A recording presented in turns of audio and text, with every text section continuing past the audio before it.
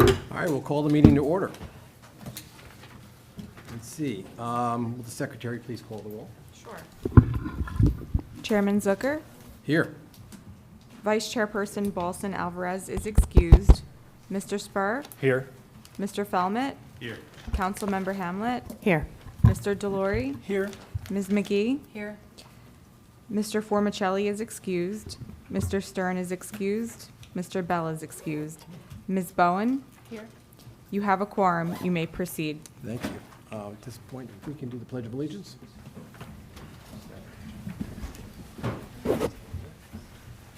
I pledge allegiance to the flag of the United States of America and to the republic for which it stands, one nation, under God, indivisible, with liberty and justice for all. So in accordance with New Jersey Statute 10:4-10, adequate notice of this meeting has been provided to a newspaper of record and has been posted here in City Hall. Please be advised that this is a no-smoking building. Fire exits are to my right and your left and the back of the room. This is a scheduled meeting of the Planning Board.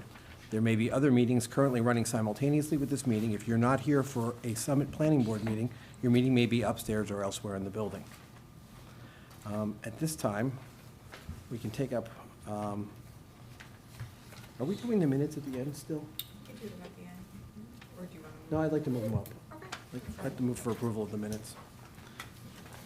Has everyone had a chance to look over the minutes from our last meeting? And does anyone have any comments or corrections?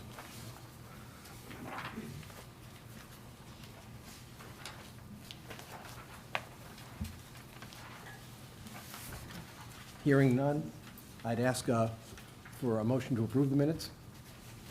So moved? And a second? Second. All right, all in favor? Is this a voice vote? No, this is a voice vote. Voice vote is fine, Mr. Chairman. All right, then. All in favor? Aye. All opposed? Any abstentions? All right, the minutes are approved.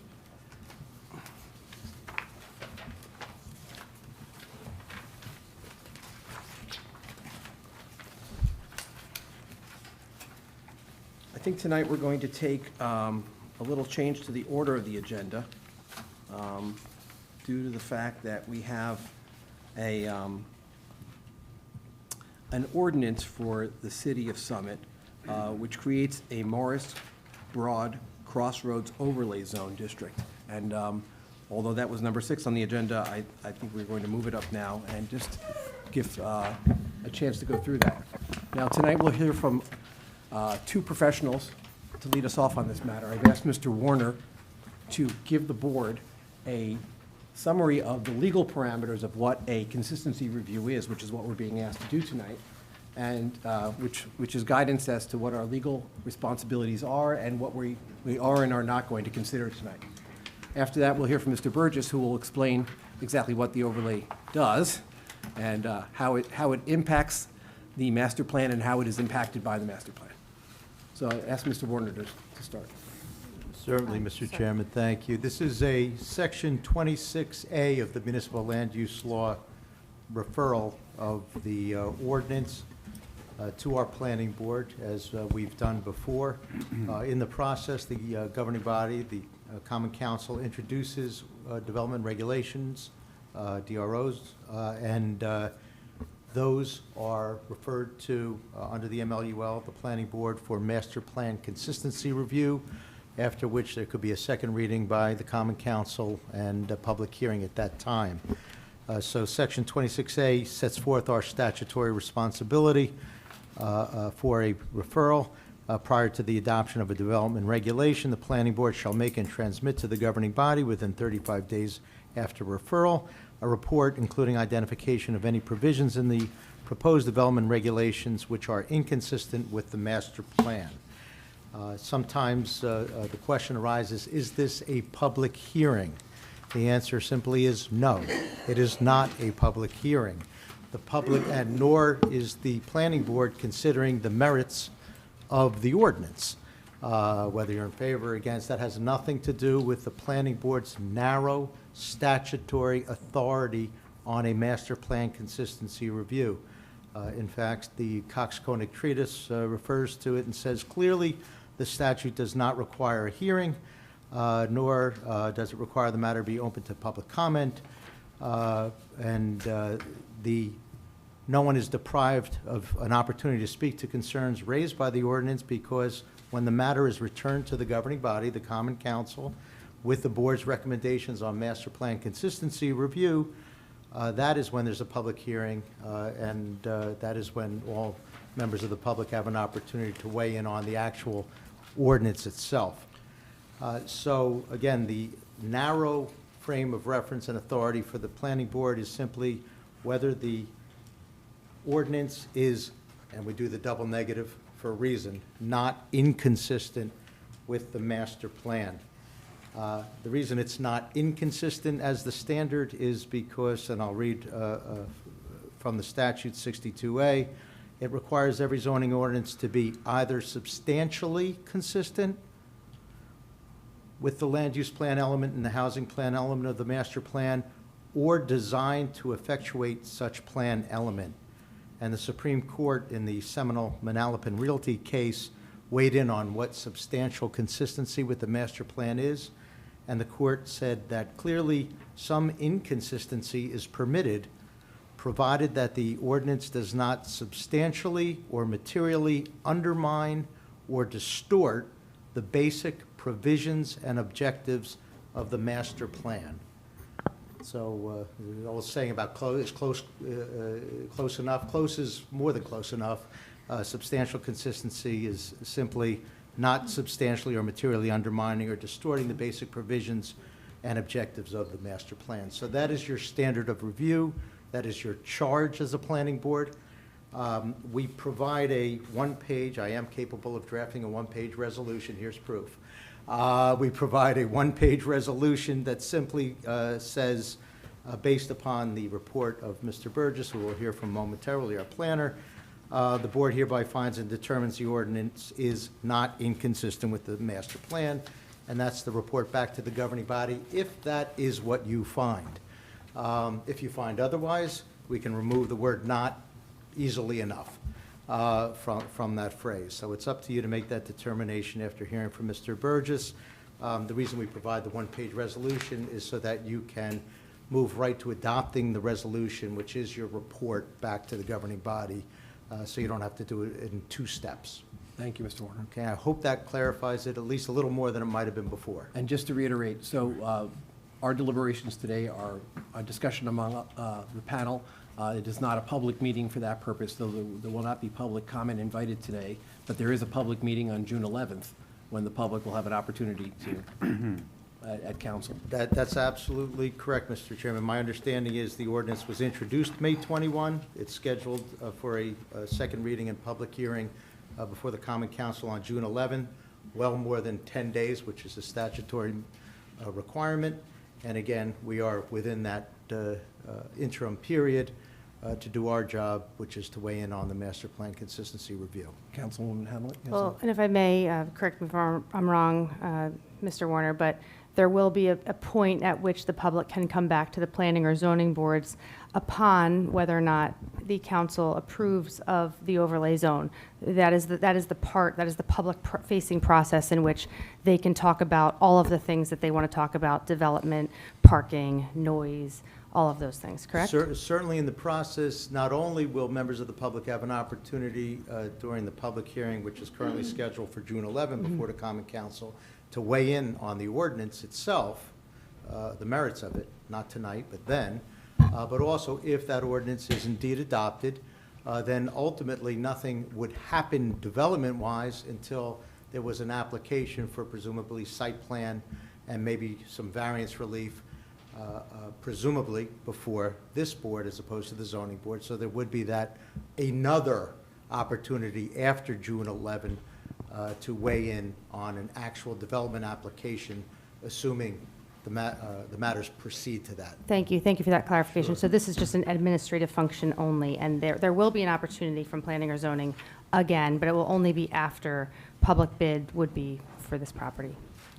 Correct. This is, yes, this is Okay, just thank the you. master plan consistency review. All right, thank you. Thank you, Ms. Hamlin. Mr. Burgess? Okay, thank you. I was glad to hear the councilwoman use the word administrative function. It is such an administrative function in contrast to a public hearing function that I don't even get sworn in because I'm not technically testifying. Correct. The statute's interesting. You have 35 days from the time the council refers the ordinance to you to take an action. And you could decide that it's consistent or inconsistent or partially consistent. And you make that recommendation or comment back to the governing body. Then the governing body can do as they wish anyway. They could accept your recommendation in whole or in part, or reject it in whole or in part. So it's a pretty fluid process that the state legislature had established. But with respect to this ordinance, I think everybody's aware that it consists of 4 lots, and the 4 lots encompass a total of 1.6 acres in size. The property fronts on both Broad Street and Cedar Lane, as well as Morris Avenue, and 3 of the 4 parcels are already owned by the city. Lot number 1 is the Chestnut Public Parking Lot, that's at 406 Broad Street. Lot number 3 is the firehouse property, and as I think everybody knows, the firehouse is going to be relocating to a new site sometime this summer, and that's at 384 to 392 Broad. And lot number 4 is developed with an office building at 7 Cedar Street. Lot number 2 is the one lot that's privately owned. That's that 20-foot wide sliver. There's a driveway on that property at present. In terms of the ordinance itself, its purpose is designed to accomplish a few very specific things. It specifically talks about encouraging inclusionary multifamily housing development. It talks about encouraging a certain amount of public parking. It also speaks to the issue of encouraging some usable open space. And in addition, it talks about providing some accessibility to St. Teresa Memorial Hall. All of that has to be done within the context of a comprehensive integrated design. And that is why one of the ordinance provisions requires a minimum of at least 1.5 acres to ensure that the property will be developed as an integrated whole rather than in piecemeal development. The permitted uses are 4 specific categories of uses. They include multifamily residential development. It includes mixed-use development with at-grade retail establishments. It also includes office uses exclusive of medical and dental offices. And it also includes townhouse development, including stacked townhouse design. It has the conventional accessory use categories, just basically saying anything that's customarily incidental to a permitted use would be allowed. It does expressly prohibit a certain number of specific accessory uses, including drive-through facilities, including detached garages and sheds, and also standalone parking structures. There's a whole host of area and bulk requirements associated with this zone. I'm not going to list them all, but some of the more significant ones are that minimum tract area of 1.5 acres. There's an FAR standard of 115%, and that is specifically designed to encourage the use of the overlay zoning rather than the underlying business zone. It permits a maximum density of 30 units to the acre. It does, however, if you do something less than that, it still does in fact require a minimum of 7 affordable units to be constructed on the site. There's an interesting limitation that restricts the maximum length of a building to 180 feet on the property, and I think that was truly a function of a lot of the comments in a recent hearing on a portion of this property. Building heights are limited to 3 stories and 36 feet. There is a provision whereby it can be increased to a 4-story, 46-foot tall building, provided that that upper floor is set back farther into the building design. And there's a whole host of building design criteria, a lot of which is already spelled out in the ordinance, and anyone who develops the site will have to adhere to those standards.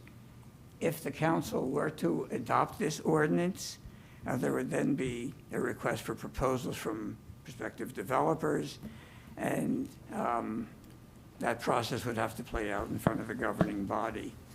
And as Steve had mentioned, once that takes place, it would be at that point where it would eventually come back to this planning board for site plan review. Now, one of the other things that this ordinance does, it does mandate that prior to the formal submission of this to this body, there's a series of technical review meetings to iron out some of the technical details of an application and ensure compliance to code to the maximum extent possible. Now, as Steve had indicated, the bottom line issue really is all about, is this consistent or not? And everybody calls this a consistency review. In point of fact, it's actually an inconsistency review.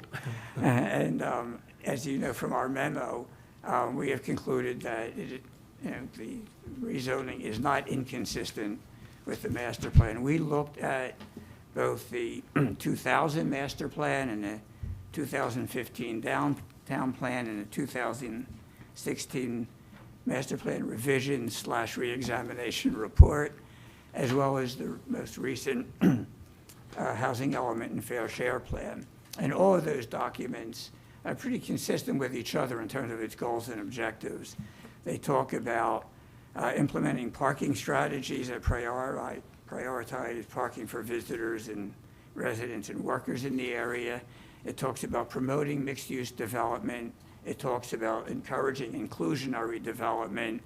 And it talks about encouraging a compatible intensity of use that is not inconsistent with the established development pattern in the municipality. So recognizing that in each and every one of those instances, this ordinance is consistent with those provisions, it's safe for us to have concluded that this ordinance is in fact consistent with the master plan, and therefore you can determine that it's not inconsistent with the master plan. And with that, I'd be happy to answer any questions from the board. Yes. Well, Joe, I'm not going to call you out. You did a great job, so thank you. I will make one correction for public record, if I may. I think, correct me if I'm wrong, I think you might have made an error in saying that the maximum is 30 units, but in fact, that's the minimum. I think it was just, I just want to clarify for the record, we're on the same page. The minimum is 30 units. The maximum would be 48 per tract. Right. Per- I'm sorry, what I heard was that 30 per acre. 30 per acre. Okay, I just want to make sure. Which still gets you to 48 because it's 1.6 acres. Okay, got it. I just want to make sure we're on the same page. So Thank if, you, John. sorry, I just want to make sure I'm like, okay, I'm listening. So in the instance of if a developer picked 30 units on one tract, or let's just say 30 units, the minimum affordable housing in that tract would be 7, correct? Correct. Which is, what is that, 23%? Something less than But I just want to 30. make sure, okay, I thought I heard you say the maximum was 30, and that's the only thing. I just want to correct and make sure we're on the same No, it's page. 30 to the acre, and 30 this is a to- okay. 1.6 acre. Got it, okay, site. perfect, thank you. That was the only one. From a practical perspective, Joe, I mean, how can the planning board be helpful, I assume, to the conversation that the public should be having and that the mayor and common council should be having? It's easy to kind of check the box on inconsistency or consistency, but I assume we're kind of spurring a conversation that should arise at the next hearing. Yes, it's the governing body's responsibility to have that public hearing, Right. and that's where the public comment will take place, and both myself as well as Tom from my office will be at that hearing to assist in that. Is it best to focus on the goals, for example, from the 2016 reexamination and make sure that in broad strokes, if this conforms with the intent of that particular document or the others that are mentioned here? Yes. Okay. If I may add, Mr. Chairman, with your permission, I like to refer to the planning board as the gatekeepers of the master plan. That is, we alone, separate and apart from the governing body, adopt the master plan and are, in essence, the gatekeepers. So that is why the governing body comes to us for the review of consistency or inconsistency. I thought only lawyers use double negatives. Now I know planners use double negatives as well, which gives us company. So that is the narrow scope, and that's the way we can, in my opinion, and the MLUL's opinion, best facilitate the process for the next step, the governing body. Can we pick up on one thing you had mentioned, is that the review is meant to assess the consistency or substantial inconsistency, however you want to look at it, between the master plan, but also the housing plan elements. You called that out specifically in one of your comments there. Yeah, well, every municipality's master plan will have, there's mandatory plans and a housing plan and a land use element. Those are mandatory elements.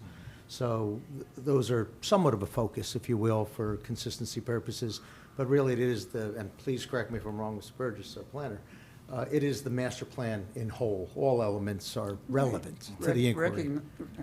Recognize a master plan can consist of many different elements. The statute identifies about 15 different elements. The only obligatory ones are the land use plan and the housing element and fair share plan. And the statement of objectives. And the statement of objectives, but that's always part of the master plan, or land use plan. I might have neglected to mention the housing element and fair share plan, but that was designed to implement the settlement agreement that the municipality has with Fair Share Housing Center. And in that settlement agreement, it specifically does talk about encouraging inclusionary development, and that's why it really all ties together nicely. I think you'd mentioned in your memo here, the site is not currently listed as a plan mechanism in the city's 2018 housing element and fair share plan. So if we're going to put a special emphasis, shine the light on the housing element for just a moment, if anything, this codifies, makes consistent, perhaps even arguably to Delia's point, improves the likelihood of development, and by codifying that affordable housing component to it will encourage the development of affordable housing. Correct. And what's interesting is that in the settlement agreement and then in the implementing ordinances for the housing element and fair share plan, there is a requirement for a mandatory set-aside ordinance for any multifamily development. Right. So that really ties the bell around it all. Okay. All right, I'll be quiet for a minute. Go ahead. Through you, Mr. Chairman. Steve, I think it's such an important point, and I spend more time in this document, the housing element and fair share plan from 2018, and if you really read it, you've been doing so much work on this for so many years, Joe, and it literally lays out all of the overlay zones, what they were designed to do. So this is not something that the Common Council just came up with, and I live and breathe it, but I want to make the other members of the planning board, I know Matt Delory lives and breathes it too, but you want everybody to feel comfortable and know that you should feel comfortable reading this document, and that we've been doing this for years. These overlay zones, the 8 or 7, 8, I think we have 8. They have there were very specific reasons in our settlement agreement that we created those overlay zones. They were required for a reason, there were mandatory set-asides for a reason, and you should feel very comfortable, in my opinion, in reading that document and knowing that this is consistent in that same path. It does, thank you. Do you have any other comments or questions from the board? Well, thank you very much, Mr. Burgess. Okay, my pleasure. At this time, I think, we have a one-page resolution from Mr. Warner, which allows us to refer this matter back to the council and with a decision that it is not inconsistent with the master plan. If that is your vote. And so at this time, I take a motion to approve the resolution. Sorry, Mr. Zucker, is there meant to be more substantial deliberation, or we kind of kick the tires on it and we just proceed? You know what, I'm happy to deliberate more. I just thought we got our Yeah, questions. I just want to be useful to council and kind of the process, but is there anything else, Mr. Burgess, that Tom's going to be up there at the podium at the next meeting wishing we had said or discussed? No, actually, I think we covered it all. Okay. Pretty comprehensive. Mr. Burgess, just one question. The document doesn't specifically, for instance, reference the design guidelines that we've worked hard to include, but they are by implication included, I take it, in any proposed plan for that site. That is correct, and in the ordinance, it actually does identify the fact that you have to comply with those design principles. Thank you very much. I have one more comment. I just want to be clear on Can you opine on the open space, Mr. Burgess, as far as like what that will bring to the community? It's not necessarily, it's obviously, you can, What the ordinance, this is one of the many things I did skip because I thought you had that other application. The ordinance does specifically say that at a minimum, there has to be 9,000 square feet of contiguous open space with a 100-foot linear dimension along Broad Street. And it's designed to ensure that we get a substantial amount of common open space that will really add a visual feature and focal point to however the development takes place on the site. So it's mandatory, and I think there's really no getting around the requirement the way it's spelled out in the ordinance. and I think through you, Mr. Chair, this is something that is not prescriptive, right? We're not designing what's going to go on this site, and I think it's important for the public to understand that. This is something that is going to be a public process, a public bidding process, and that's the most important thing, that we're not stating what's going to be on that site. It's a flexible space, and we've been talking about getting these properties up for sale for a long time while also achieving our affordable housing goals. So that's why I'm happy to support this ordinance. Maybe just to double tap on what Delia was saying too, is when I looked at the 2016 reexamination, the first goal, which is guiding development to maintain and enhance the character of Summit, the overlay zone as proposed is not overly constrictive, is not out of conformance with our DRO, with even our experience, frankly, in other planning or zoning applications that we've seen in recent years, and certainly reflective of public comment that we've heard in recent years, focused intensely on that site. So if anything, this will, through the able guidance of Mayor and Common Council and the city administration, hopefully open a process where we'll see a diversity of viewpoints and interests and creative ideas that'll land this really at the best possible end result. For that, I too could support the resolution as Steve has drafted. I won't even try to tiptoe through the double negatives. Any other comments or thoughts from the board?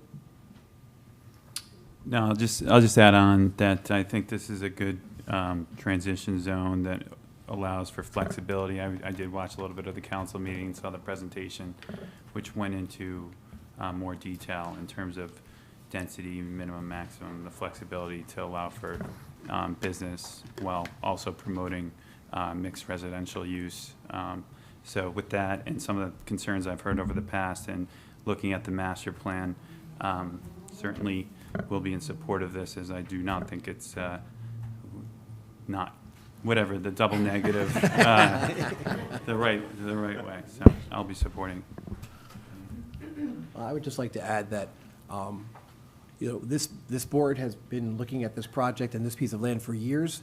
We have found similar development, larger development, somewhat consistent or not inconsistent. And this program actually really, I think, gives the public a chance to get the best value out of this property and to move this project forward.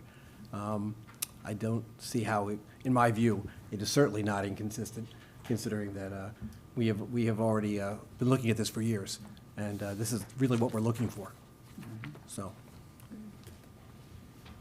And Okay. And I make a motion to, what do you want me to say, Steve? You could just adopt the resolution, Adopt the resolution, providing that the provided board. that the ordinance is not inconsistent with the city's master plan. You got it. How about that? Do I I'll have make that motion. Thank you, Mr. Spur. Do I have a second? Second. Mr. Feldman, thank you. Chairman Zucker, Yes. Mr. Spur, Yes. Mr. Felmet, Yes. Councilmember Hamlet, yes. Mr. Delory, Yes. Ms. McGee, Yes. Ms. Bowen. Yes. The motion carries. Thank you very much. Next up, we have public hearing regarding, it's Planning Board Application 23-271 on 2 Parkview Terrace. Mr. Sheehan? And Mr. Chairman, if I may, while council's approaching, I did have an opportunity to review the notice that was provided. There was a renoticing for this particular application. I believe the board's aware The content was sufficient, it was timely served, it was certified mailed on May 15th, published on, in the official newspaper, May 16th, both of those dates being more than 10 days prior to this evening. So the board does have jurisdiction to, I should say, continue to hear and ultimately decide this application. Thank you, Mr. Warner. Thank you. You're welcome, Mr. Chairman. Can you hear me now? Okay. Okay, sure.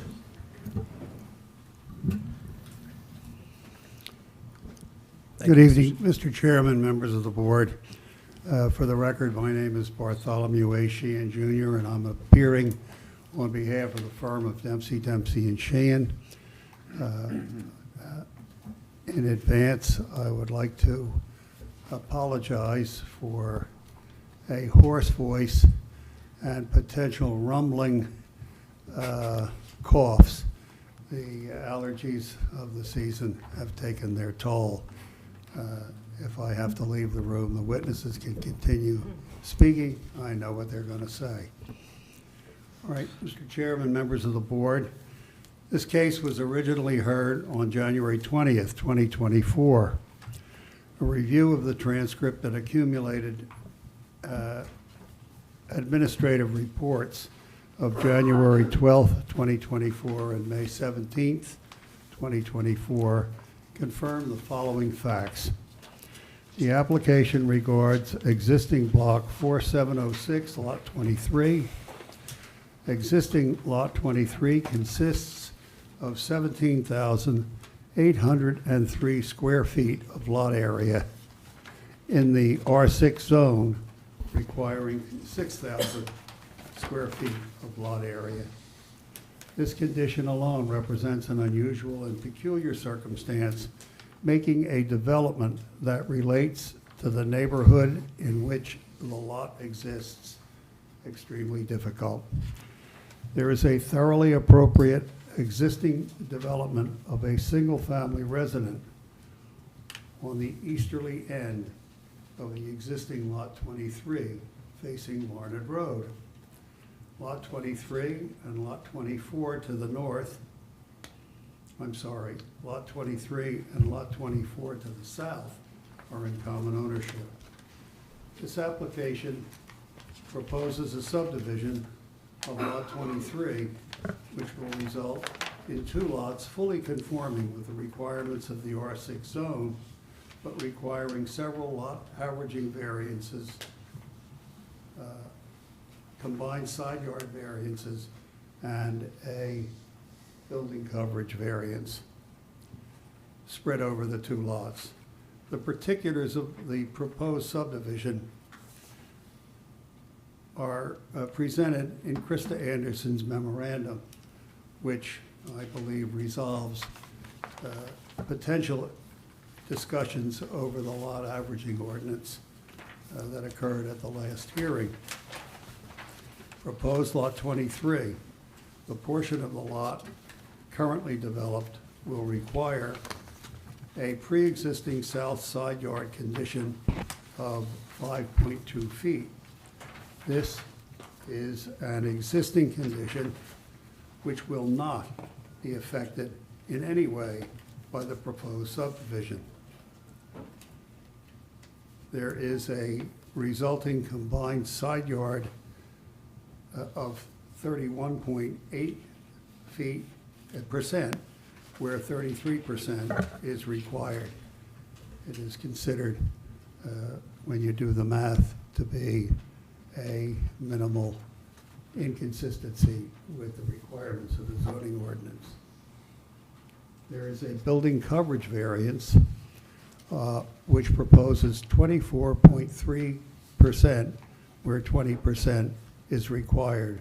On existing lot 23, there is a lot area proposed for lot 23 of 7,880 square feet, where according to the lot averaging ordinances requires 12,356 square feet. It's a showy number, but the testimony that you will hear this evening will put it in its proper context with the observation, perhaps inaccurate, but strongly recalled based on many nights before the Board of Adjustment, that the lot averaging ordinances, in fact, need some refinement to make them truly applicable and instructive for the objective that they're pursuing, not for tonight. Proposed lot 2301, the proposed lot width of 65.39 feet is in a zone where the requirement is 60 feet, but by the lot averaging ordinance, lot width averaging ordinance, it is required to be 80 feet. Questions presented at the prior hearing by board members and members of the public that required supplemental information included the unauthorized grading in the area of proposed lot 2901, the existence of a stream on proposed lot 2901, stormwater management issues on proposed lot 2901, and a sanitary sewer easement in proposed lot 2901. There was also a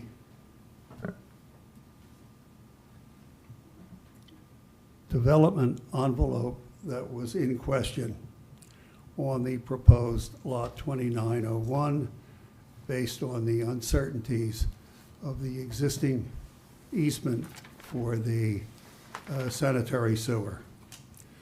Tonight, these questions will be addressed in testimony by the civil engineer and professional planner. Based on prior testimony, the following facts have been stipulated. Based on the applicant's testimony, there is no intention to change the existing improvement on lot 23.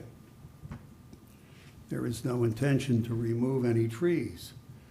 There is an intention to maintain an approved grade based on a grading plan that was submitted with the materials presented to the board. There is an acceptance of the condition that the applicant will make the front yard fence on proposed lot 23.01 compliant. And finally, the record should reflect that the Union County Planning Board, Union County has confirmed its approval by letter dated December 20th, 2023. It's my intention tonight to offer the testimony of Andrew Clark first, followed by Paul Ritchie, the planner, and let them have their lead in the presentation. In the absence of any questions, which I'd be happy to try and address, I would at this point be prepared to call Mr. Clark. Mr. Sheehan, just a quick question. A conceptual development plan has been provided, and I think that'll be of interest to the board. Thank you for being responsive to that request. Will Mr. Clark be the best point of reference for questions on that I'm particular- sorry, Mr. Spar. Sure. I didn't hear what you said. Okay. There's a conceptual development plan included? Yes, as Mr. Clark will address Mr. that. Clark will be the best to address Yes. this. Thank you. Okay. And just for a matter of the record, I think Mr. Sheehan was referring to proposed lot 29.01, and I think the record should reflect it was 23.01. 23. Yeah, Yeah, sorry about just for the that. record, no problem. Yes, thank you, Mr. Sheehan. I just wanted to make sure that Mr. Clark will be addressing the neighborhood average, because I think your point was at 65.39 versus 60 with the requirement of 80. Yes. So he'll be discussing, Mr. Clark will certainly be responsive to those questions. Okay. But the planner will address those issues. okay, because it sounds like there's something that we haven't addressed as either a zoning or planning board that I just want to make sure that I understand fully. I sort of got the statement from you that we were doing something regarding the neighborhood average that isn't making sense to you. No, Okay. that was not my intention. Okay, I'm sorry, I just want to understand. I'm just saying that based on past experience with the application of the lot averaging and width averaging ordinances. I know, and I believe Krista Anderson endorses this Okay. comment, that the ordinance has a laudable objective, but to achieve it, it needs some refinement. Okay, So by way of Understand. example, if you're comparing lots on one street that have a depth of 100 feet with lots on an adjoining street that might have a depth of 200 feet, there has to be some formulaic Right. adjustment to make them relevant. That's all. understand. And that's, because if you were looking at this as just neighborhood average, you'd probably just say no, right? That would be, Say it again? if you were just looking at this for neighborhood averages, it would be a no, because it wouldn't make sense. But it sounds like what we're seeing in other applications, we're doing that. I guess that's what I'm just trying to understand.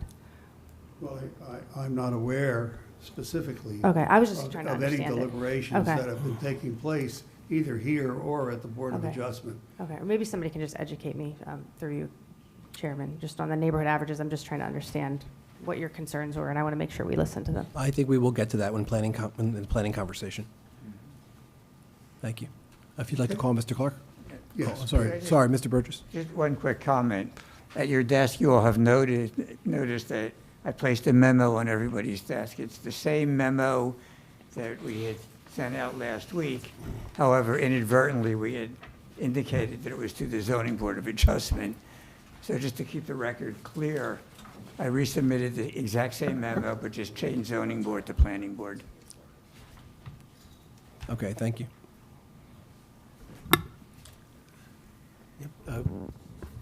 You remain under oath from the prior proceedings. You understand that, correct? I do. Okay, and I take it your license as both a land surveyor and a civil engineer, if I recall correctly? That's correct. One of the Uh, few remaining Right. dual licenses. Remains Yeah. in Not good sure what that standing? means, but Remains in good standing in the state of New Jersey. yes, recently renewed, in fact. yes. That's right. I think that the deadline for many came recently, so. Now that I'm done with the voir dire, I'll leave it back to your counsel. All right, thank you. Andrew Clark, C-L-A-R-K-E. You're welcome. Mr. Clark, you testified in this proceeding in the prior hearing, is that correct? That is correct. And have you reviewed the administrative reports that have been rendered both at the prior hearing and in preparation for this hearing? I have. Have you addressed amended plans and presented new plans in support of this application? Yes. Would you like to have them introduced into evidence at this time, Mr. Chairman, so that we get the housekeeping out of the way and then Mr. Clark can testify to them? Yes, they could be entered into evidence. Mr. Warner, Mr. Sheehan, could I ask that you use a microphone? There's one right, yeah, you can use Mr. Clark's, so we can catch you on the record. Mr. Warner, there is a conceptual development plan and a grading plan that has been submitted to the board in connection with the application that is being heard this evening. And what I would propose to do would be to ask that they be marked as A3, the conceptual development plan, and A4, the grading plan, lot grading plan. Yeah, that's fine. We have conceptual development plan dated April 10, 2024, so that's A3, and lot grading plan dated April 12, 2024. That's A4. They were both submitted more than 10 days in advance of this evening, so it was not a requirement that they be marked as exhibits, but certainly prudent enough, in my opinion, so we got them marked. A3 is the concept development plan, A4 is the lot grading plan.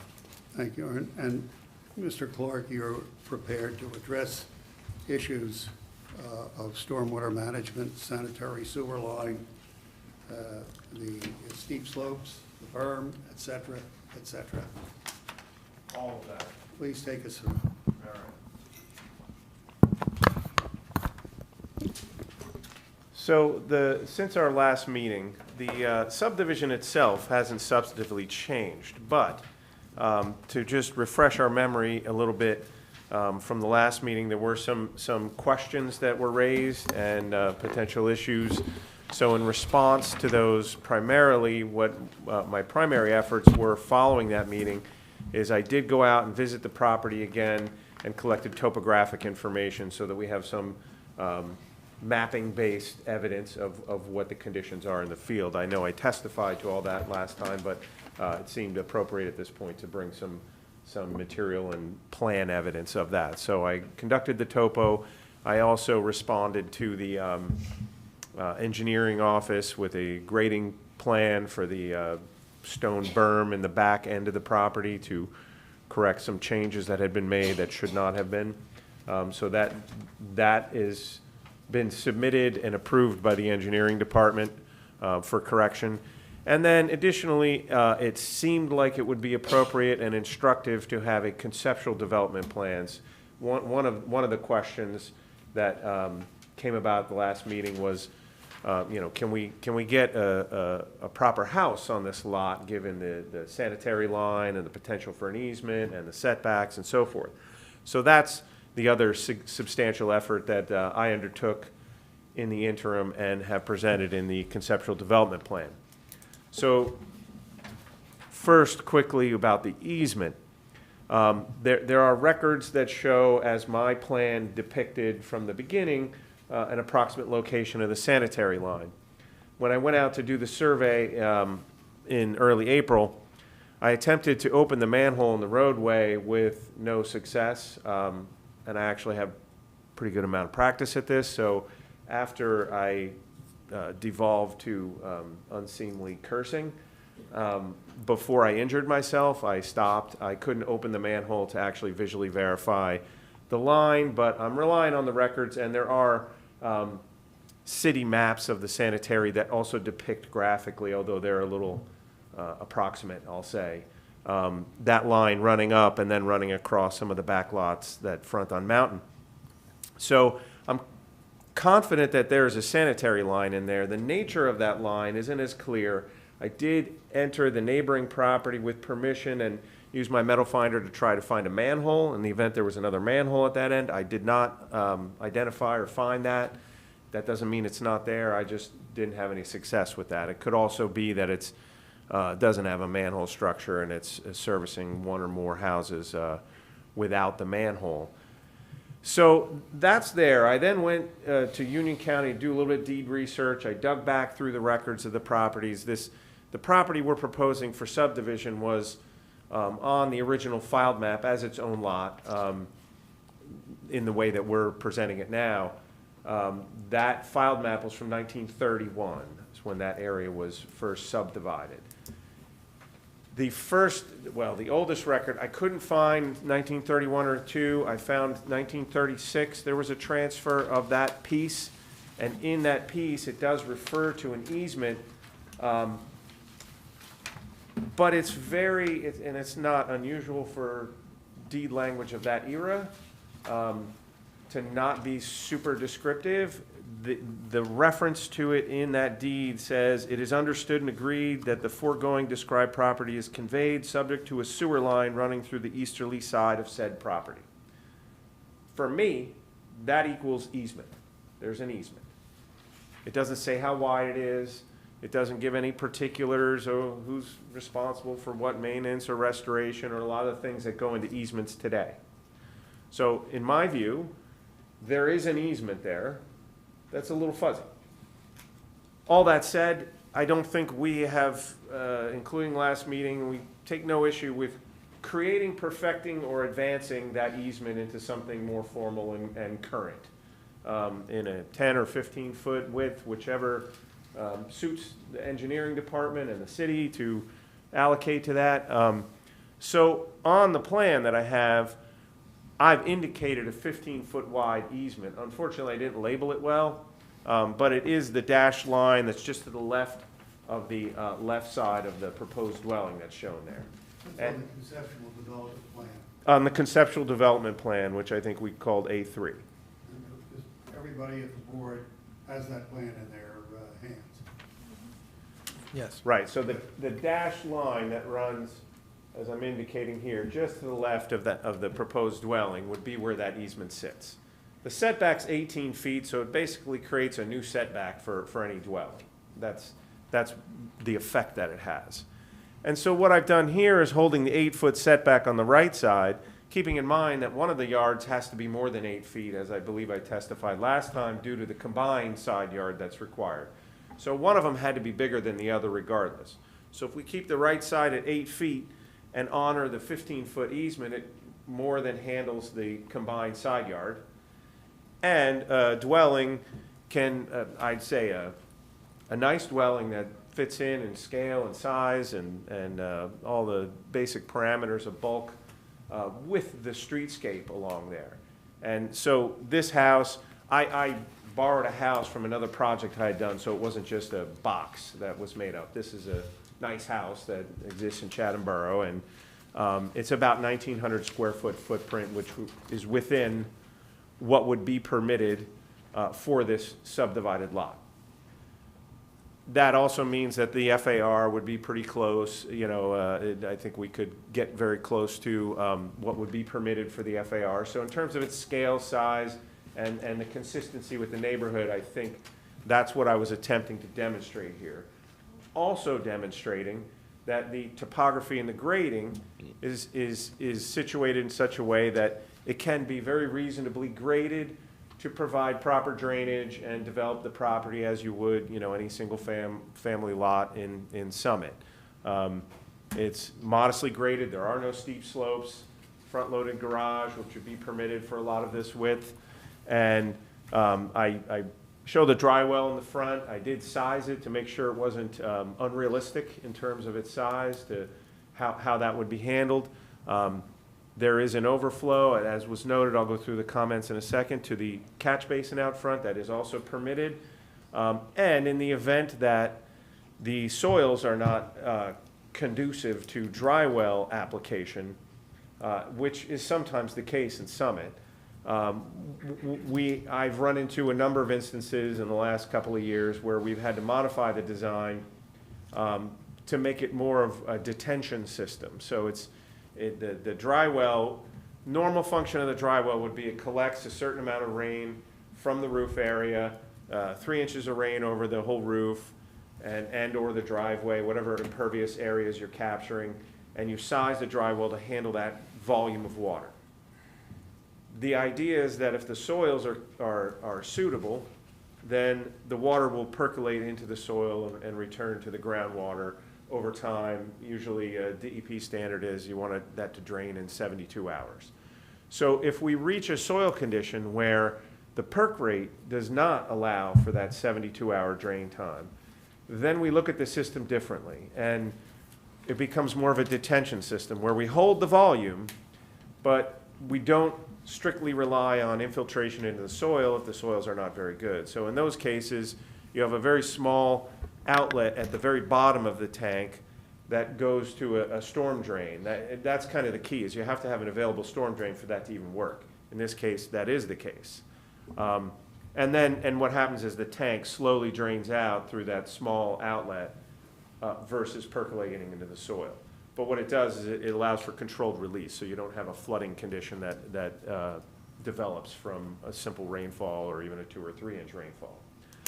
So in my opinion, the stormwater can be managed quite normally on this property. We would hope that the soils would support the dry well use, but if not, there is the option that I just described. So that's the basis of the conceptual development plan, is to show that this site is reasonably developable, the grading works, the stormwater management can be accomplished in the same way that any permit or development in Summit would normally be. And we can accommodate the easement without having an unusually small or constrained or narrow house. So that's the presentation of the conceptual development plan. I can take questions on that specifically before jumping into the comments, if you'd like. Questions? Just a couple Mr. Spur? quick questions, yep.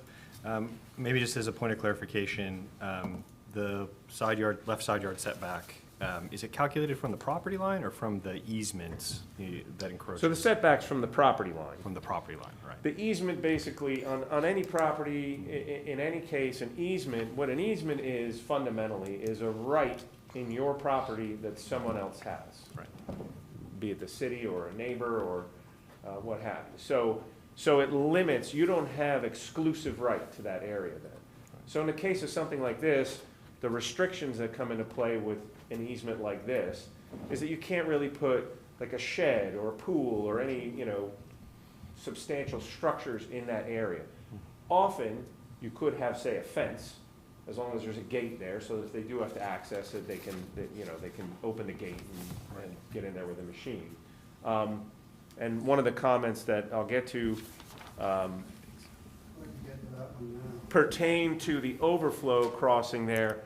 I think that's a commonly seen type of intrusion into an easement, because it's another utility that's in play. And really, it comes down to whether engineering would say, yeah, that'd be okay. Because there are a lot of cases where you have easements where there's literally a driveway that's in the easement, or a patio sometimes. And those are perhaps legacy, but sometimes it's like, well, this is the only place we can reasonably put the driveway, and it's going to be in the easement. And then we have some added language that goes in saying, in the event this has to be torn up, who's responsible for restoration, that type of thing. So there are elements that can go in an easement, but the setback is measured from the boundary line. Okay. This is just an additional constraint that's on the property. And then I had a note from the prior hearing that there was, and I'm sorry if I missed it in the revised memos, interest in perfecting also an easement at the rear of the property, and about a 7 Well, foot. that was discussed, and it was one of the notes, and that was part of why I was looking to see if there was a manhole over the fence.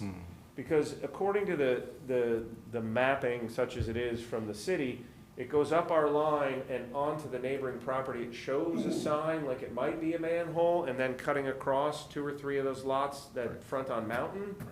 That's why I wanted to see if I could find it, because sometimes they're just covered. If it turned out, if we did some more thorough investigation, got the manhole open and ran a camera up there and traced out the line, and it turned out that that sanitary line is kind of running on the rear boundary, then that would make perfect sense, and I think we'd, of course, be agreeable to that. Right. If in fact it's 10, 12 feet or something into the neighboring property, then really that becomes a burden on the neighboring property in terms of the easement. Sure.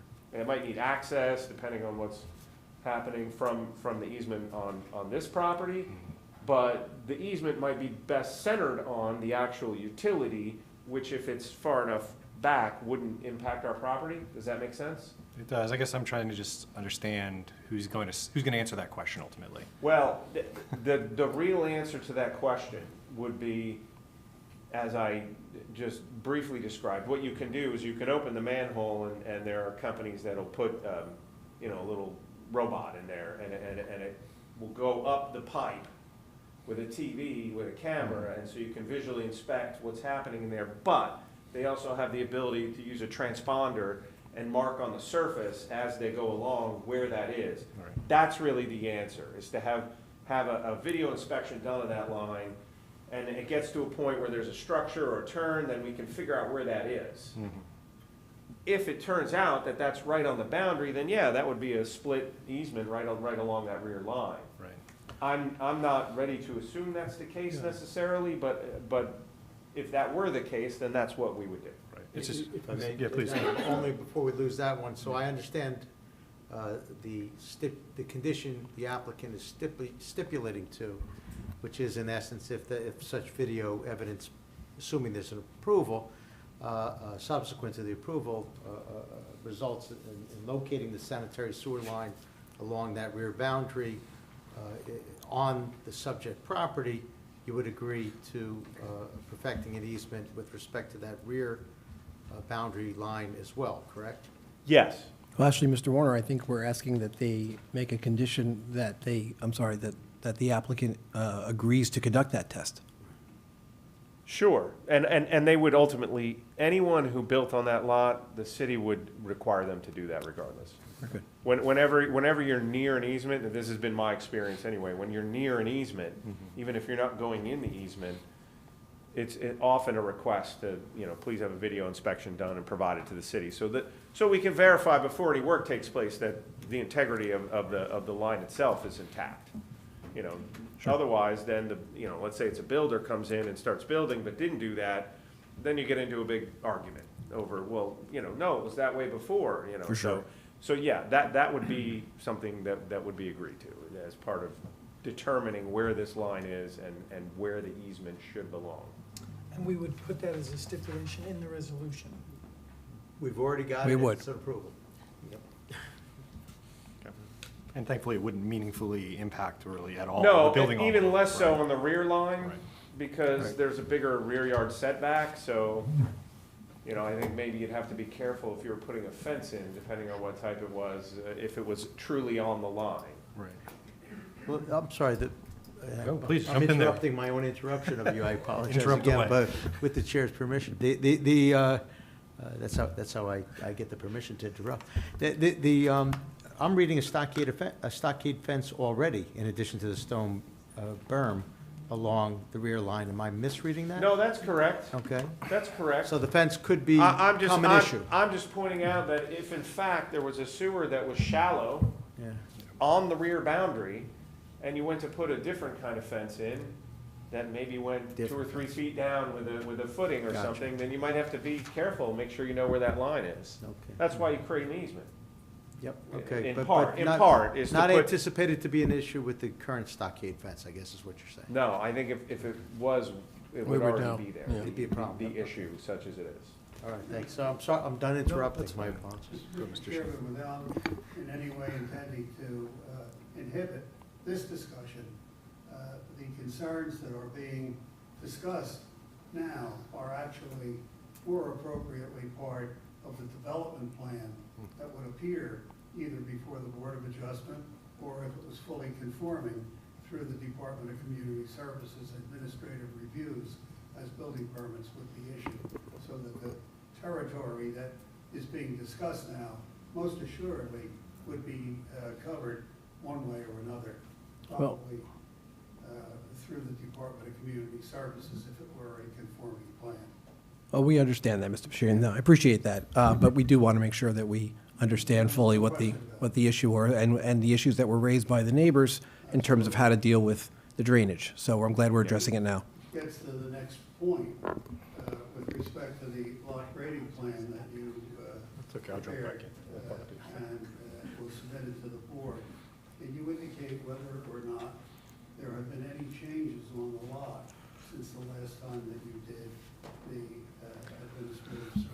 Not since, there have been no changes to my knowledge since I did the survey in April. And can Which you was- address the issue of the berm that was raised in the planners and engineers report? Yes, there's a stone berm towards the back of the property that's depicted on the plan, that, Now you're referring to the grading plan. well, it's on both plans. It's on the conceptual development plan as well. It's stone berm is labeled in the back, and, it comes up 12 to 18 inches and pretty big rocks. I think the idea was that it's believed there's a historic, tile pipe in the back there that was probably set up for the same type of reason, to address some drainage along the back line. So the attempt was to create sort of an area where the water would entrap and then hopefully get into that tile drain. But the engineers indicated that, this was done without a permit, so submit a grading plan, and we did, which was proposing to restore that area. That is in response to the engineering inspection and the indication that this work shouldn't have been done without a permit, so restore it. That's different than what we're showing on the conceptual development plan, where here, rather than just simply restoring the grades there on the conceptual development plan, what I would propose to do, for any client that said, hey, I want to put a house here, is put a cutoff drain in the back there that actually collects the water and brings it out to the storm drain, instead of just inundating the property. Because what happens on this property, when I did the survey, I did speak with the neighbor to the rear in lot 27, and I got a few data points on the other side of the fence. And I did observe, and we spoke for a few minutes, about what she encounters.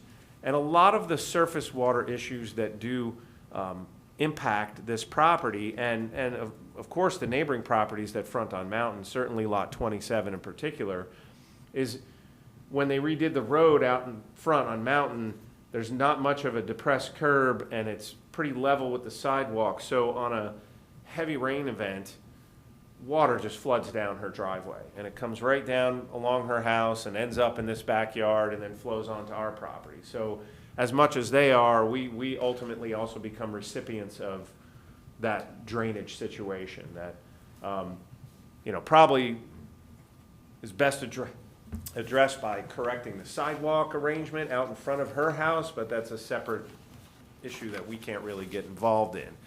But 2301 is downgrading. right, so 2301 is down gradient of all of that. And so along that fence line, on both sides of that line, water does collect in substantial storm events and tends to sit in there, which tells me that the surface soils at least are probably a little clayey and don't absorb much of the surface runoff in that area. So what I'm proposing on the conceptual plan is a linear drain across there, because it's not the situation where you have sort of concentrated flows and you go, oh, we'll put an inlet right here. It's more dispersed. So in that case, I do a linear drain. Some people call it a French drain, stone with a perforated pipe in the bottom that then conveys the water to, a collection system, which is right out in the front. So that's sort of the situation with the stone berm and how that's being corrected, but then also what I would recommend in a proposed plan to address some of that run-on, we call it, not run-off, but run-on from the neighboring property. Mr. Sheehan, if you don't mind, can I ask you to use the microphone over here, or use a microphone so you're picked up on the record? That's fine.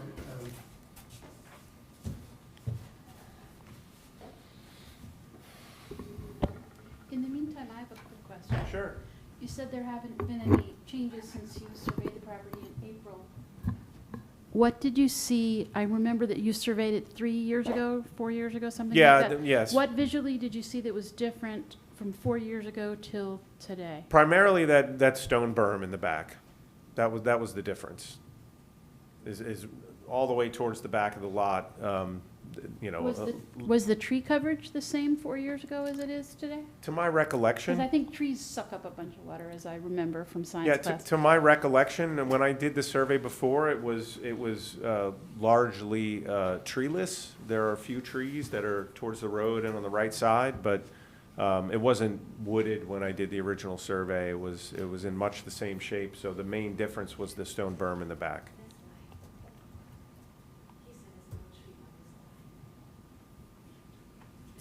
Okay. I have a few questions, if that's okay. You had mentioned in 1931 that you had found that the properties were together. Could you just detail that more? What was existing then, or could you clarify that? Or that they were separate? Yeah. Sure, yeah, they were separate properties. 1931 was the year that the filed map, so land, when it's subdivided in New Jersey and in many New England states, the meets and bounds states we call them, it happens one of two ways. They either subdivide individual piece and say, hey, we're going to take this parcel of land and we're going to, cut it in 2 or 3 or 4, like we're going to carve off. Or, trying to find the right map because there's a number of maps. Or they create what's called a filed map. So that would be what we call simultaneous conveyance. So in this case, there's a 1931 Kent's map that subdivided these pieces, and I don't know if I can mark this, but these parcels were lot 9 and 10 on this filed map. You do now. You do, yeah. So we'll mark at 8, what are we at, 8.5? I think we're up to 3, 4, 5, yeah? And A5 is a filed map, 1931? Correct. The map is called Parkview Terrace.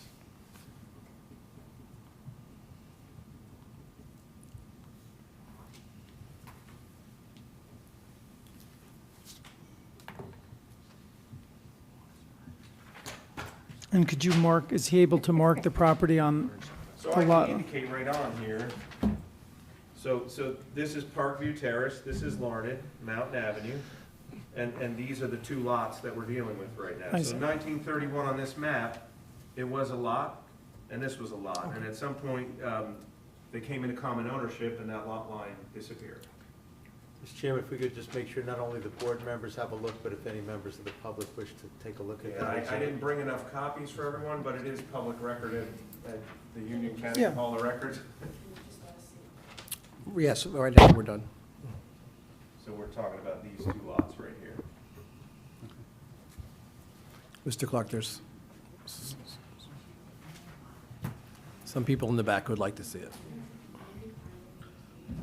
Yes, so it's these two lots, there's Parkview, there's Larned, and these are the two lots, this would be your lot right there. So this is the original map that generated those lots, and created them. Mr. Warder, you might be wondering, I told Mr. Clark that I would not practice engineering if he didn't practice law, Yes. but he's doing such a good job that I'm thinking maybe I could testify about the engineering. I think Vanna White should be worried about her job. They're doing great. I'll give you some legal advice, don't. All right, thank you. Okay, thank So you. that's the history of the final map. And then you mentioned the dry well, the difference, and would you not do a soil to understand now, or you'd push that on the developer? I mean, Yeah, obviously. that would be something the developer would engage with as part of the permitting process and the construction process. And how many of these different basins do you say get put in? Are they primarily the catch basin, or is it the other kind that slowly releases into the storm system? So we're always hoping for soils that will allow for the infiltration. Yeah. That's the idea. Yep. But sometimes that's not the case. Is So- it 50, 75, 90% No, for me, of the it's time? maybe 25%. Okay, You know, because sometimes we'll find soils that aren't great, but they're still serviceable. yeah, And then you want to have a decent overflow, but the overflow in that case at the top of the tank, not a small outlet at the bottom. But it's definitely the minority. And, you know, Summit actually has in their ordinance, there is a provision for if there's simply no good alternatives and the soils don't perk and there's no catch basin to release the water to, there is a possibility to seek a waiver from the dry well requirement, but we tried to not do that. I think I've only done that twice in, you know, the past 12, 15 years. and again, it should be noted for the public that if somebody does come to develop this and they're within their rights, they would still go through the process of engineering the Absolutely. Department of Community Services if they were to build something that had variances or required other kinds of relief that required you to come to the board. These are also the same kinds of questions that the board would be asking. So just Right. for the record, the Well, subdivision. and the top level, like the regulation and control of the stormwater would happen even if there were no variances. If you're just, you know, you're variance free, you're going in to put an addition on your house, or put a new patio in, or redo your driveway, or put up a new garage, it's always in play. Councilwoman Hamlet, did you have a question? Well, I think my biggest concern is the perk test. And I guess my question is what is your hardship? If you can explain Well, that look, to the, I what's don't your think- hardship just in the project in general? I may be mistaken, but I don't think that you can necessarily condemn property because the No, soil doesn't that's not perk. my question. My question is what's your hardship? What's your hardship that you're presenting to this board? Well, first, it's not with regards to the dry well. But in general, what's your hardship? To the property? But I'm not just- arguing my a concern hardship is- right now. Right, that's my question my question The- is what is your hardship? I think the planner's better situated to argue Yeah. the variances for the application. fine. But in this case, the lot is, the one variance that we would be seeking for the lot that would be developable is the lot width.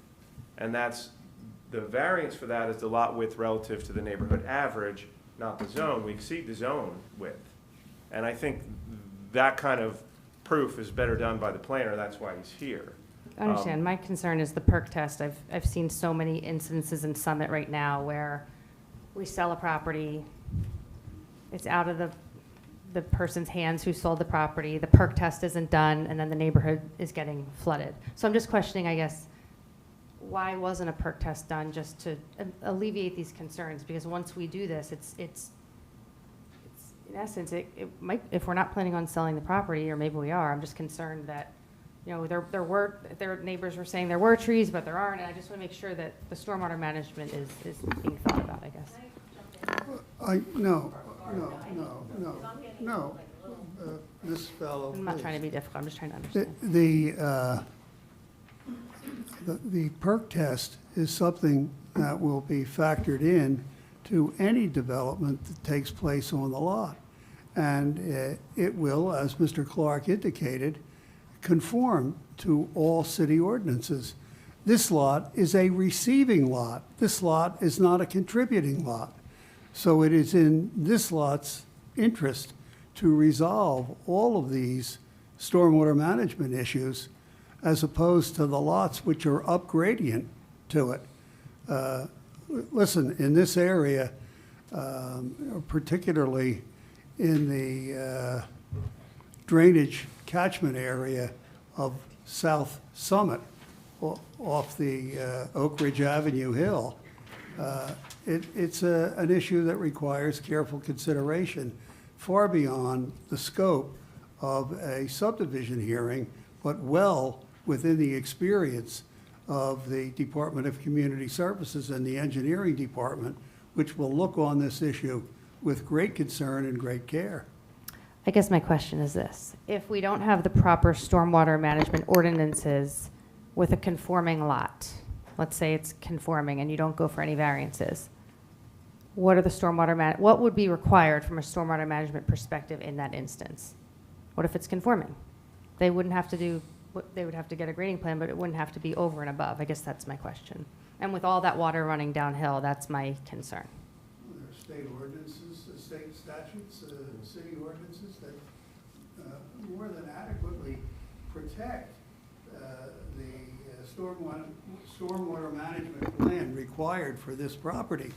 What you're talking about is managing the entire catchment area from the south side of Summit, which is far beyond the scope of any consideration with respect to this lot, other than to say that this lot is bearing much of the consequence of that sheet runoff from the south side of the hill. I understand. All right? Yeah, I mean, I don't think there's a possibility for us to negatively impact from stormwater events the uphill properties that are behind us on Mountain, or even the neighbors to the side, with some basic grading on the property so that you're not actually, filling and pushing, all your water off to them. The stormwater management, I mean, I understand what you're saying. I think that it's probably a stronger basis generally to look at stormwater in that light, to go above and beyond, when what you're seeking is a lot coverage variance or something that directly pertains to stormwater management. In this case, anyone would have to manage the stormwater just from a permitting standpoint, and I suppose you don't have to go above and beyond, but you do have to follow the rules.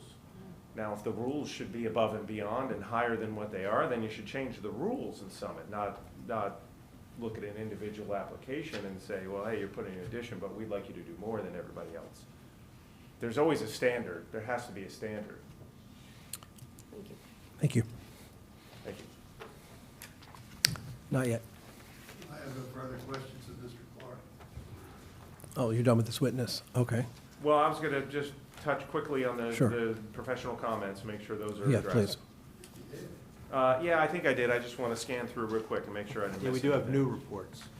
What's that? We have new reports. Right. And I don't think Krista's newest memo warrants comment from me necessarily. Just go to the engineering. Yeah, I'll jump to the engineering. So in particular, new commentary,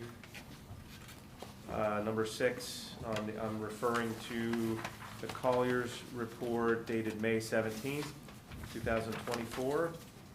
And on the second page, comment 6, confirming no improvements have changed since the date of the survey, so since April, that's correct. Next one, indicating the slope of the property, that's, I concur with that. It's gently sloping from south to north.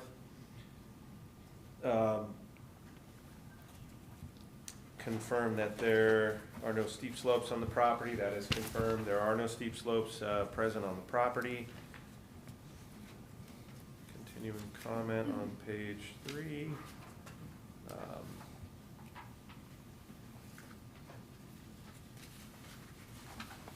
Yeah, and I think I covered the rest of it on number 14, has some commentary about the sanitary sewer and the easement and the conceptual plan. I think I've covered that pretty thoroughly. Stone berm, comment 19 has been commented on.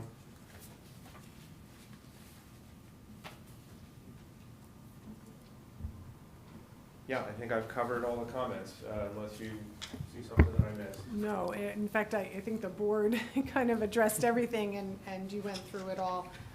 I guess the one thing I just kind of wanted to circle back on was that 7.5-foot sewer easement along the rear property line, and I know we've talked about that, and I just wanted to state that I think that the city is looking for a 15-foot wide sewer easement.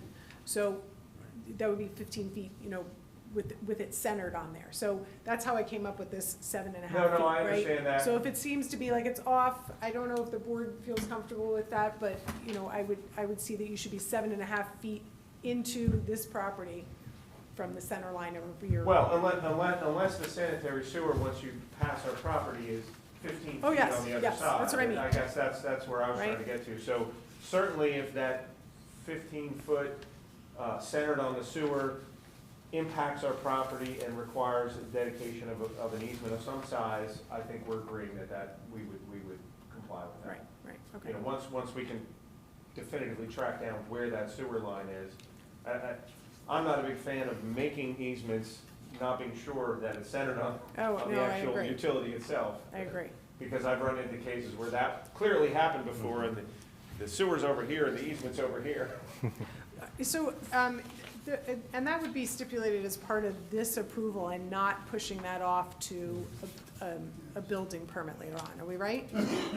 I have that from last Okay, hearing. I just wanted to make sure. Could you talk a little bit about that drainage pipe that you're talking about in the backyard? I'm not clear about how, if that is going in as soon as the subdivision happens, or is that something that you're proposing when a building goes in? It's shown on the conceptual development plan that I produced, Okay. because that's what I would design and recommend for anyone that was gonna develop this property.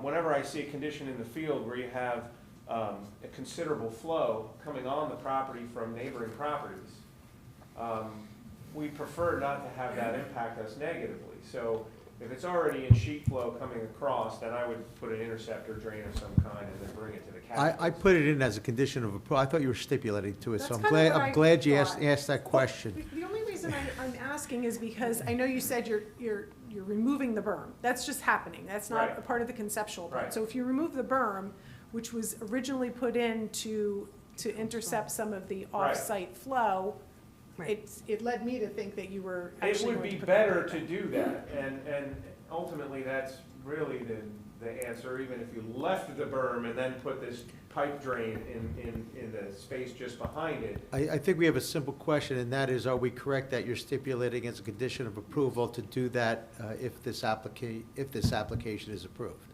Yes. Okay, and So I if- got it.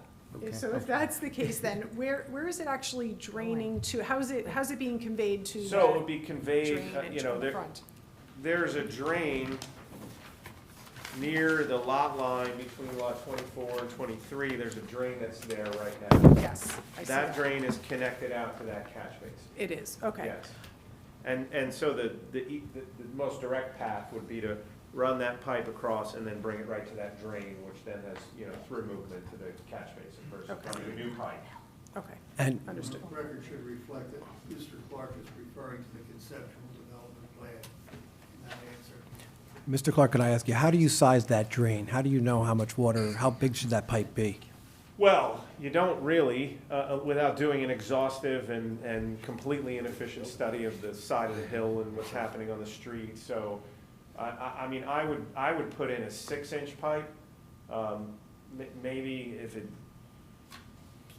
you made some observations out there during significant storm events, you might go to an 8-inch, but that'll carry a lot of water.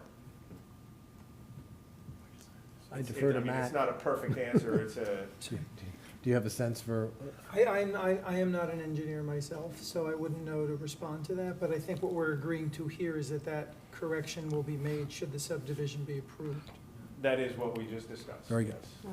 And that it would be in consultation with the Department of Community Services, simply because you would be applying this time in due process to put infrastructure in, rather than the berm that had been put in there without any approval. So I would Right. defer to the city engineer and professionals to Yeah, decide. I what even size talked to pipe they them wanna when see. I developed the grading plan in response to their visit to the property that, you know, is this the way we should go? And he felt like at this juncture, just restoring the grades back to where they were was, you know, the immediate step that was necessary. But I think it's the right answer, is to put an actual. All pipe such drain. conditions will be, if there's an approval, subject to review and approval of engineering with course. respect to stormwater management. Of course. Without a doubt. So in this case, if we're running a drain line within the easement, in that case, the stipulation would be discussion with the part of engineering, because you can't, as Yeah, I mean, as I of think- right. I think it they would all will get put a- tied together, because the easement, such as it is and shown on this plan, doesn't yet exist in that format yet. Right. All we have is the language I read to you, which says there's an easement. Right, okay. So they would be engaged and involved in that process of developing the easement itself, describing it, getting the right plan for it, and filing. Okay. And there's no concern that utilization for sanitary sewer access and stormwater management on the site, that could all be balanced, I right? don't see any Okay. question with that. It's very common to have multiple utilities in an easement area, depending on how big it is and what's going on there. You probably don't want gas in there, but storm drain, I think would be fine. Okay. quick question? Sure, Mr. Funk. Given the hypothetical site plan that we're looking at, and we just talked about some stipulations in terms of the drainage in the back, is there anything else on here that would be, that we would want to stipulate as a board, and something along the lines of the proposed dry well that you talked about earlier? Is that something that, Well, I mean, you can stipulate that, but what I'll tell you is that it's a requirement regardless. If we So then we never were can- here and if this property existed and they said, you know, we're gonna tear down that house and put up a new house, the easement would come up, the dry well and stormwater management will all come up in an engineering review and get handled. And I know that because it happens. okay. Oh, sorry, yes, sure, Through Ms. you- Hamlet. Through you, Chair. So I guess my question is, are you 100% sure, not doing the percolation test, that that dry well would work appropriately? Yeah, one of the two paradigms that I described would, because there is a catch basin out front. So Okay. the second thing that I described, where it becomes more of a detention system with a controlled outflow at the bottom of the system, that only works if you have an outlet for it. So if you had a site where here's the road and then you go down the hill and there's just a hill there and it doesn't perk, then you have a totally different problem.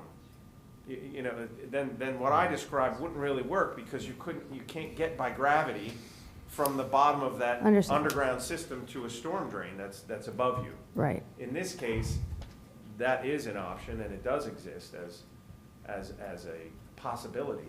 So if the soils are not ideal or not perking the way we want, then we would go to this alternative system, and you have that option because of that catch Then basin. can we think about that as a stipulation, if they do the perk test and they have to redesign their... My other question is this. So in the back where the berm is, and Marie, through you, Chairman, what's the system? Would they need some sort of gravity system to get that water? Because we'd be going back uphill then from the berm. No, How would that work? So how that would work, if you look on the conceptual plan where this drain is, Mhm. you can see I've got a little dashed line, again, not very well labeled, that runs down to the drain that's located right near this boundary corner. And that's connected out to the catch basin already, so it's all downhill. The one you couldn't open? That one? No, that's the manhole. Okay, That's the got it, manhole. okay. The catch Um, basin is the storm drain that's there. The manhole is the sanitary. Okay, so the topography there makes sense, Marie? Yes. Okay. Okay. Yeah, they're actually, you know, I'll just reiterate what he said, that they're trying to capture Yep, understood. off-site water. Okay. Oh, I get it. I just have a couple of more simple questions. I know I throw you a little bone here. Would you expect the developed property to have an improved stormwater management conditions and ultimately benefit the surrounding properties? 100%. It would be a vast improvement when you get a house with proper stormwater management, some landscaping, a lawn, new trees, shrubs. It would change the whole thing. Okay, now to my questions. The 1931 map, what, Mr. Sheen, did you want to say something? No, after you finish, please. Okay. The 1931 map or other maps you may have stumbled upon in the archives or even physical evidence on the site, did you identify any evidence of construction prior to 1931 or prior to the subdivision? Just to give us a sense of what? Other than not prior to 1931, no. Right, okay. I mean, the only indication I'd have is if there was something, sometimes on the old file maps, you'll see like an original house that's Sure. shown on there, or, you know, a pond or some feature that might be shown on one of those old maps, but there's. And I don't want to suggest that the lot is undevelopable because there is no evidence to that effect, but just interesting point of reference. And then a final question, just building on what Mr. Fellman was saying, is one of the quick rule of thumbs that I would have in judging the suitability of this plan is whether or not a conforming development could effectively put in place post-subdivision. So I think you had mentioned the R6 zone, front-facing garage is allowable. That's one element. I didn't see noted on the plan any AC or generator locations. Do you foresee any issues placing at a conforming location, air conditioning or generator? No. And then, because of the relative density, and that's a bit of a loaded term, so Mr. Sheehan can cringe, the landscaping that could be conceived for this property, would you see any limitation in that respect in terms of protecting neighboring properties against encroaching lights or sound or anything else that may negatively impact their quality No, of life? I see the landscaping potential consistent with the properties right around it, as well as many properties in Summit. So there's ample space and opportunity for all those types of landscaping. Okay, those are my questions. Oh, yes, please. So where would the driveway be, and where, knowing where the proposed dry well is going to be, where would the driveway be? I'm just thinking of lot 22. And where would the garage be? Again, for the record, I refers to understand. the conceptual development. Sure, I know. I just think it's important because we're obviously increasing impervious coverage, so we can have, you know, all the dry wells we want, but when we really talk about putting a driveway in there and how close it's going to be to, the driveway would have to be how close? How far?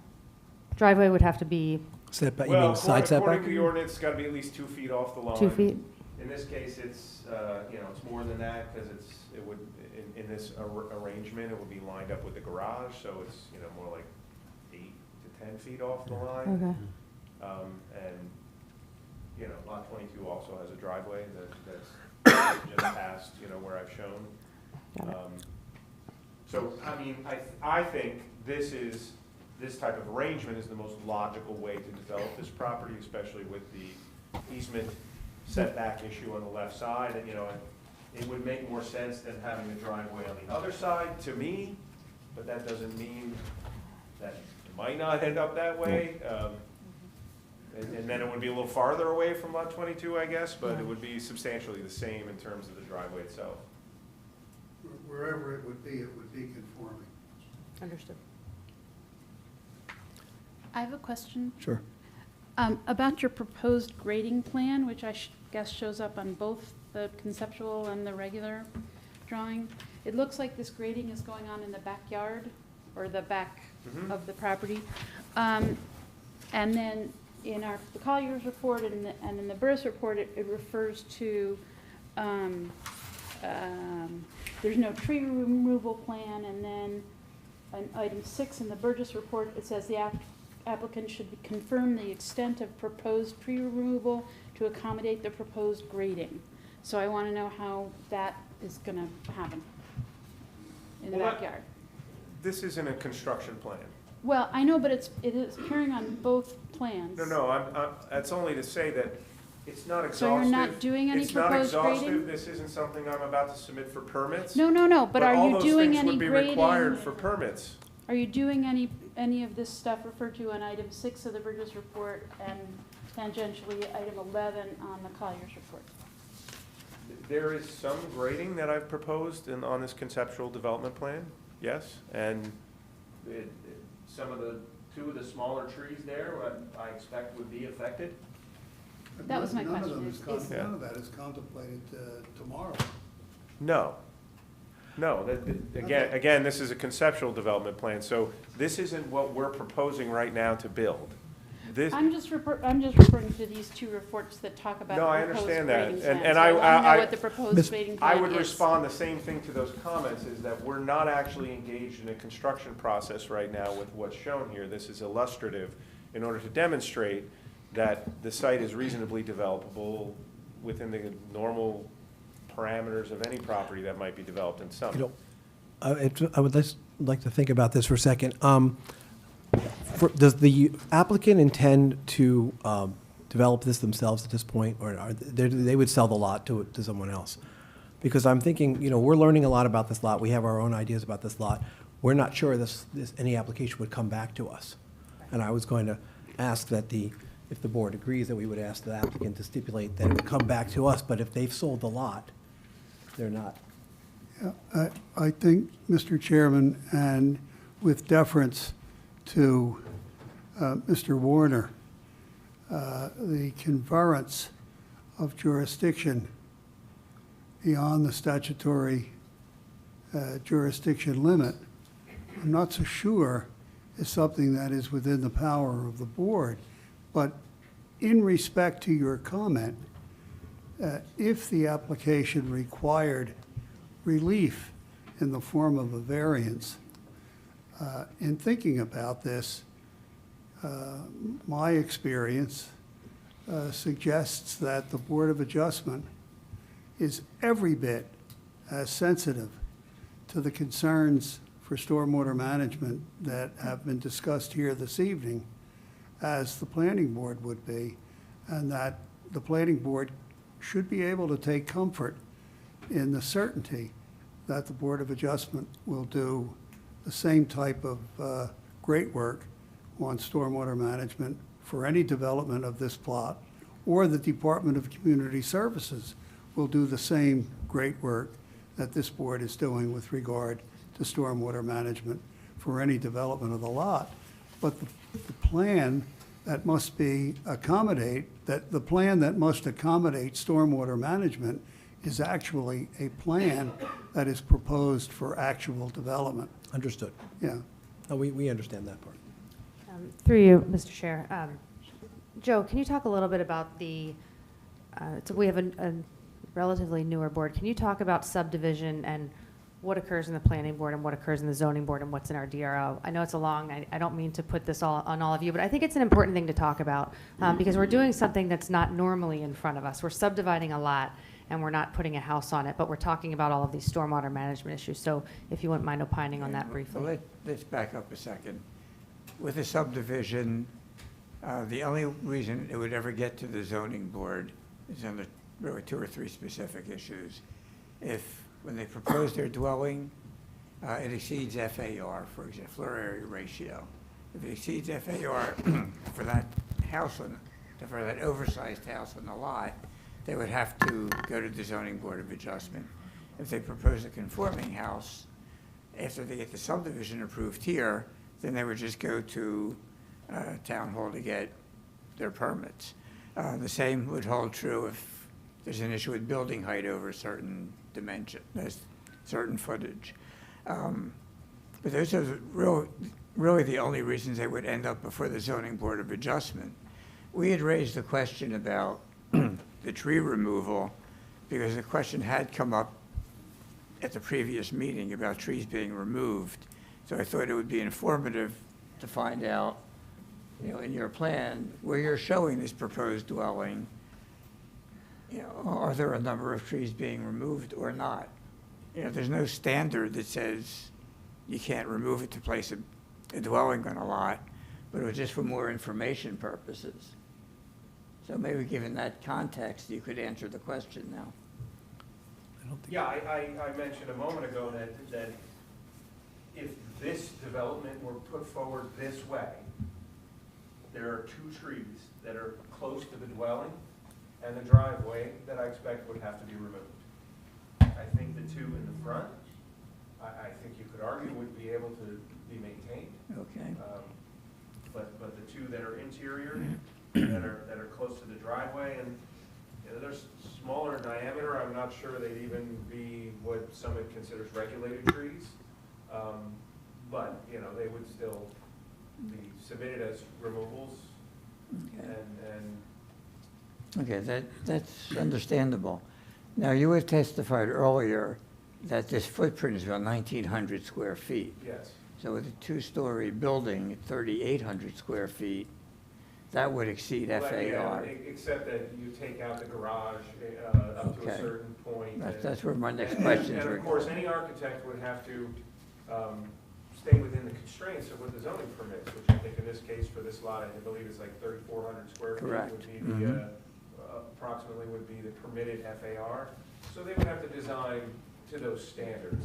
Or go for a variance for FAR, which if anyone asked me, I'd say you're out of your mind, don't bother. You're not gonna get an FAR variance for a new house. You have no argument for it. So Okay. my expectation is that any plan that's developed would be fully conforming and they wouldn't go seek variances for anything. Okay, thank you. Thank you. At this time, I'd like to invite the public to ask questions of this witness. And this is the question session. You'll have an opportunity at the end to express your view on the application itself. But And, this is Mr. Chairman, just so I'm clear, this is for the surveyor. We will be hearing testimony from From a the planner, planner. is that correct? Yes. Okay, thank you. Hi, my name is Christina Amundson. I'm still under oath from the last meeting, I believe. You are, but as we're our board professionals, just to put that on the record, but if you're asking questions, you don't have to be under oath, but you're covered. Brilliant. Okay. Christina Amundson. I live at 109 Larned Road, which is on the top of the hill. It's the corner lot at the very top of the hill that they're talking about.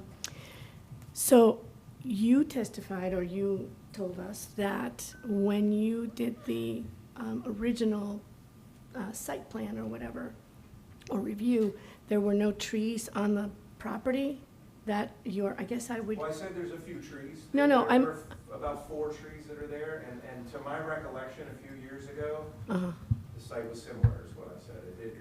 It wasn't a wooded lot when I did the original survey.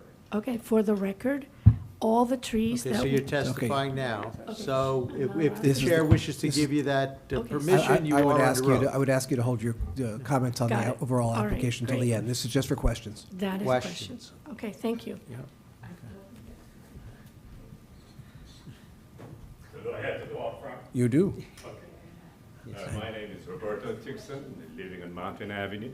And I sorry, don't can you know- spell your last name, Oh, please? T as in Tom, I, C as in Charlie, Z as in zebra, O as in Oscar, N as in Nancy, Tixon. I And don't your know if I heard you address is? correctly, sir. Sir, Yes. your address is? 171 Mountain. Okay, and now you're asking questions of Yeah. this, I'm of him not based sure on if I his heard you testimony. correctly that, This, sorry, this is the lot you said had no trees?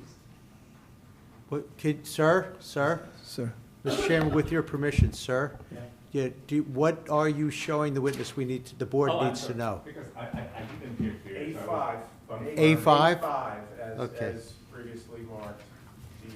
This was the filed map, uh, one at a called time. Terrace. The court reporter is going to tell us one at a time. I'm going to be the first one. The filed map 1931, A5, okay. Correct. And he's showing you that, and you're going to answer his, what was your question? Yeah, I wanted to clarify if I heard him correctly, that this subject lot didn't have trees. I'm not a tree historian or a tree expert. I don't live in this neighborhood. I've visited the property a few times to do some survey work, so I'm not the authority on exactly what trees were where and when. I know what I saw when I did the most recent survey. What I was indicating on here is that the subject properties that are the subject of this subdivision are these two lots. Having nothing to do with the trees, that it's these two lots are the subject property. When did you do the last survey, may I ask? So the last time I was out doing survey work was April 8th. Of this year? Yes. That's so recent. Okay, because we've been living here Sir, for 20 years. sir. Just that- questions. Do you have any further questions? Oh, yeah, I was just asking about Of him. whether he did say that. Do you have any further questions? No, just to confirm. So you did say there were no trees when you came, okay? So I would just make my comment later on. Thank you. Do we have any other questions from the public for this witness?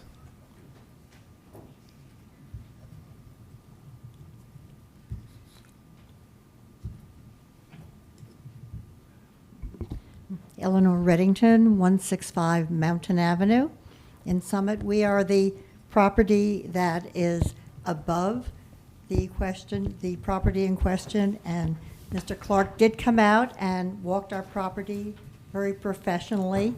I would like to ask you if a drain is installed, since the property, you mentioned being regraded. Since we've been there, the property has probably been raised 12 feet by 2 years' worth of dump trucks delivering wood chips to that property.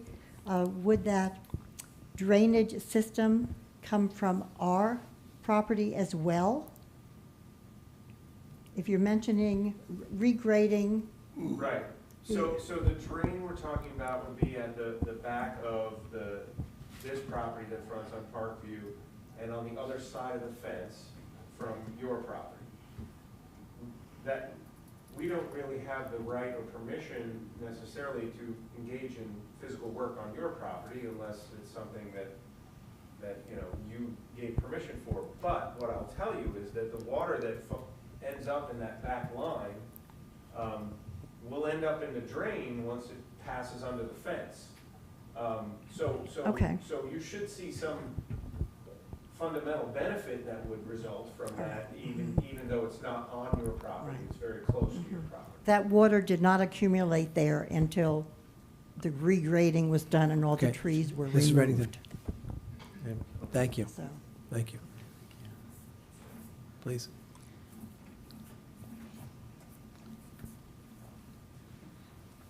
Your name and address, please. My name Christine Lin, Lin, 171 Mountain Avenue, Summit, New Jersey, 07901. Mr.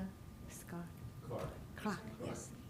When you answer Mrs. Bowen's question, that you did come to survey the property, and you came again to survey the property, and you see there's no difference in terms of trees, correct? Yes. When did you come the first time?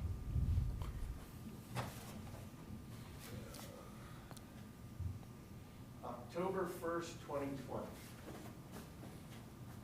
Do you have Might you have any picture?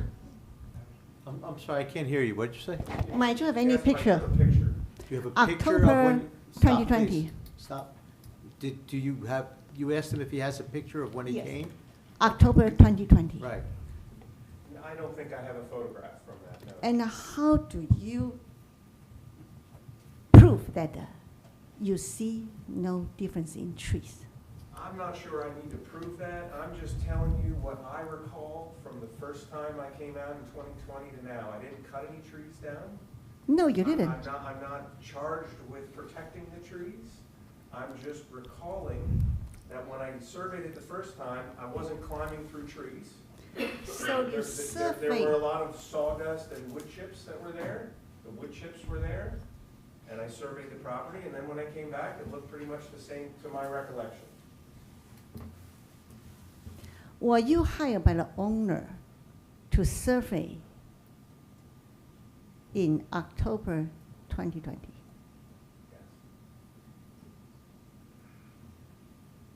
Yes. Okay, that answers my question. Yes, I think I have to take what you believe you saw. I'm sorry, ma'am, I can't hear you, but are you asking him the Okay. next question? No, I said that he Well, there's going to answered. be comment You period. can comment at the end. This is just for questions. Just questions, okay. So the question that I have for you is that you were hired by the owner to survey in October 2020, and that you saw a lot wood chips. Did you? Yes. A lot wood chips, a lot. It's a quantitative question. Yes, Are you it's able quantitative to answer question. that, Mr. Clark? I mean, it was more than the ordinary amount of wood chips I would see on a property, yes. That's true. Yes. That's very, very true. That's very, very true. Thank you very much. Thank you, Okay. sir. Mr. Sheehan, would you like to call, was anyone else any questions before we go to the next witness? Or do we want to, do we need a break? 5 minutes would be, Five, in, would work, please. for starting now? next witness. Before the For next, witness. are we ready to go to the next witness so we can take a, Most assuredly, so, yes. I'm sorry, did you want the break now? It'll be a while. if Yes, the let's reporter- take a 7-minute break, and we'll get back to the next witness.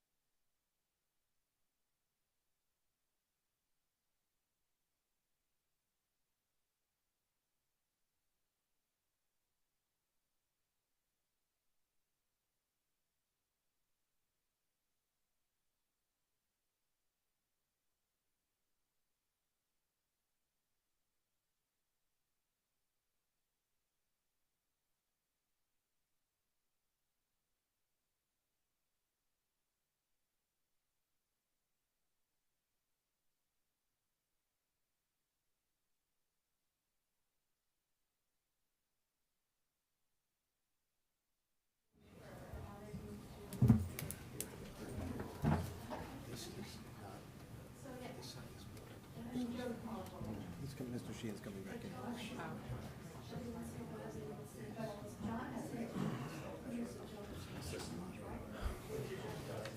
Okay, I think we're about ready to get back in session. Similar structures, and there's not going to be a negative impact on the streetscape.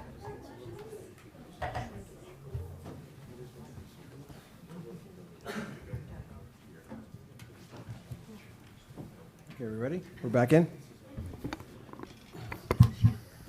All right, Mr. Sheehan, if you'd like to call your next witness. Sorry? I would ask that the testimony of Paul Ritchie be given in this matter, and that he be sworn for that purpose. I'll swear him in with the chair's permission. Do you Please. swear to God or affirm that the testimony you're about to give is the truth, the whole truth, and nothing but the truth? I do. Thank you. Ritchie, And sir, if you could just point that microphone and speak into it, just so that the people in the back can hear. It's embarrassing how Mr. close, but Sheehan just to can- get all the way up on Mr. Sheehan that can use it section. first, because he's going to avoid hear you. let me share this for a second. All right, Mr. Ritchie, would you describe for the board your occupation? Yes, I'm a licensed planner in the state of New Jersey. What qualifications did you bring to that professional employment? I have a master's degree in city and regional planning, which I received from Rutgers University in 1997. I've been licensed as a professional planner since the year 2000. I also have our national certification of American Institute of Certified Planner since 1999. I'm currently a planning consultant in 6 towns. I testify regularly in front of boards throughout the state. I testified in Summit, I'm not sure, I might have been your zoning board last year and a few times over the years. I've been qualified in over 250 towns throughout the state, several courts as well. Mr. Chairman, I would submit that the witness is qualified to give expert testimony in the field of professional planning based on the qualifications that he spread on the record. Does anyone on the board have any questions for Mr. Ritchie? We accept you as an expert, Mr. Thank you, Ritchie. sir. Now, Mr. Ritchie, having been qualified as an expert, can you describe for the board what steps you took to prepare yourself to discharge your professional responsibilities and offer an opinion with regard to planning in connection with this matter? Sure. I reviewed the materials that were submitted as part of this application, reviewed the professional reports, pertinent sections of the zoning ordinance, pertinent sections of the 2000 master plan, 2016 master plan reexamination report. I was on 2 conference calls where I was able to ask questions about the development.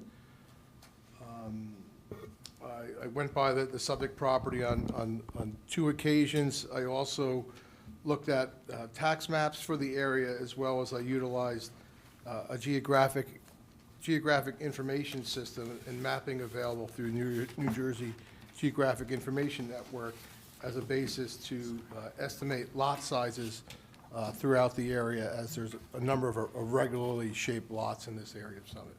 Mr. Chairman, I would submit that the witness is qualified as an expert and has established an adequate foundation to give testimony as an expert in connection with this matter, and would submit it to voir dire from board members or members of the interested public. I'm sorry, sir.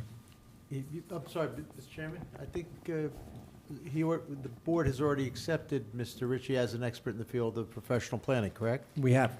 I don't think the board needs to do any further. Give a report. Sure. Is it necessary for me to re-indicate the variances that we're seeking this evening? Yes, please. Sure. Okay. Again, the site is located in your R6 district.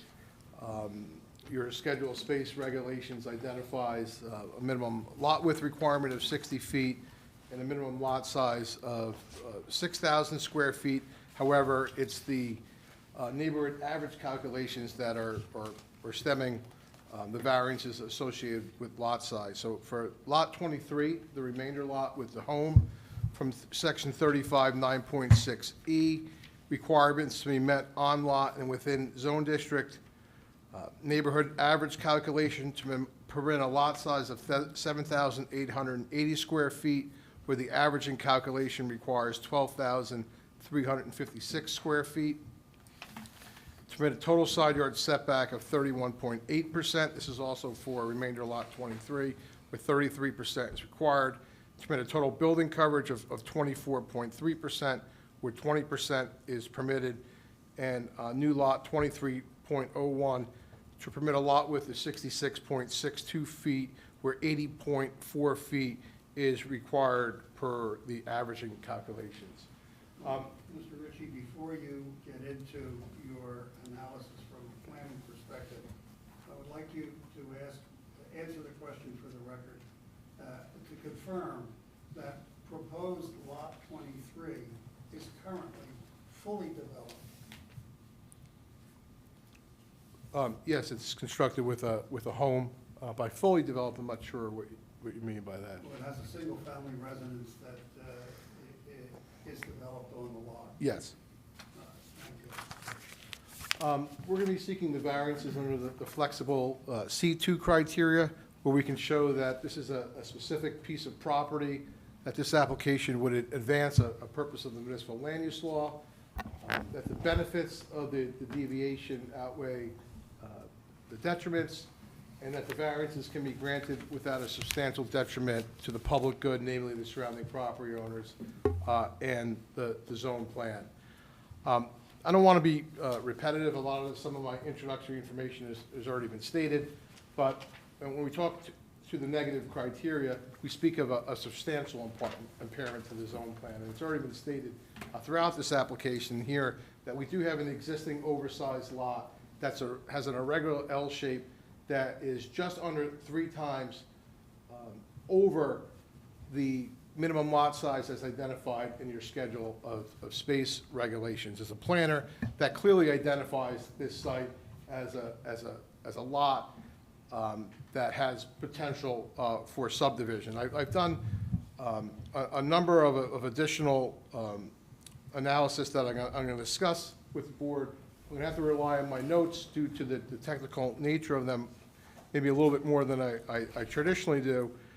But let me step back to what the analysis I did consisted of. Again, this L-shaped lot currently has 185.36 feet of roadway frontage on Parkview Terrace. Again, that's 3 times larger than the 60 feet minimum identified in the schedule of space regulations. I also looked at, there are several R6 districts in your zoning map, and in this specific R6 district, the contiguous area includes approximately 376 residential lots. There are some lots associated with the park and school and the like that I excluded in the calculation.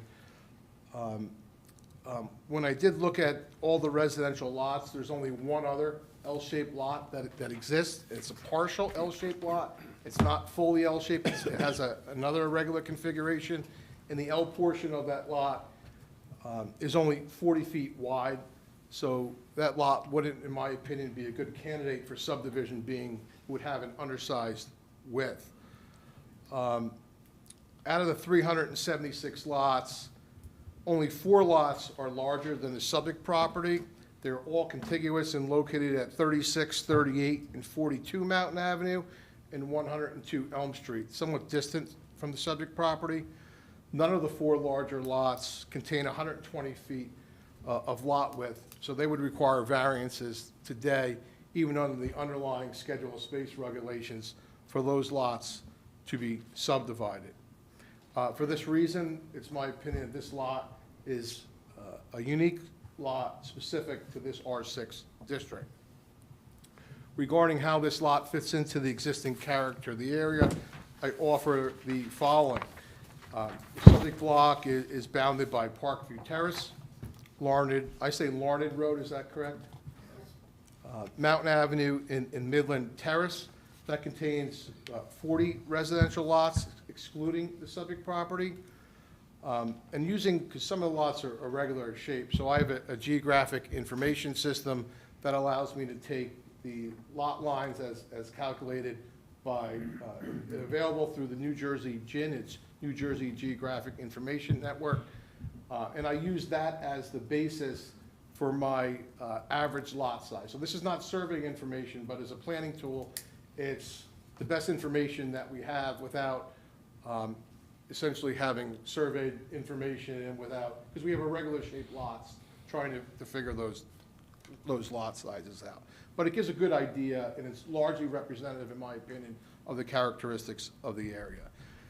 20 out of the 40 lots on the block are smaller than 7,880 square feet. That's the smaller lot.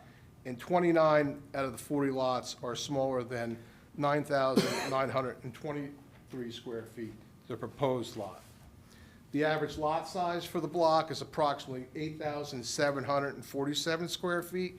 And I looked at this because in this regard, the subject lot is over two times larger than the average lot size on the block in which it's located. And that's 17,494 square feet would be 2 times the average approximately, where 17,803 square feet exists. Parkview Terrace from Midland Terrace to Larned Road contains 19 properties. That's the same side of the street of the subdivision. Again, using the GIS system, of those 19 lots, the average lot size I calculated to be 7,275 square feet, with the smallest lot being as small as 5,025 square feet. Moreover, when I looked at lot widths, the reason that the lot width calculation is raised to 80.4 feet is because the remainder lot has a width of just under 120 feet. And that's increasing the lot width requirement under your zoning requirements. However, the 4 closest lot widths, the park is across the street, so I can't look at that, are 66.3 feet, 66.5 feet, 68.9 feet, and 68.9 feet, where 66.62 feet is proposed.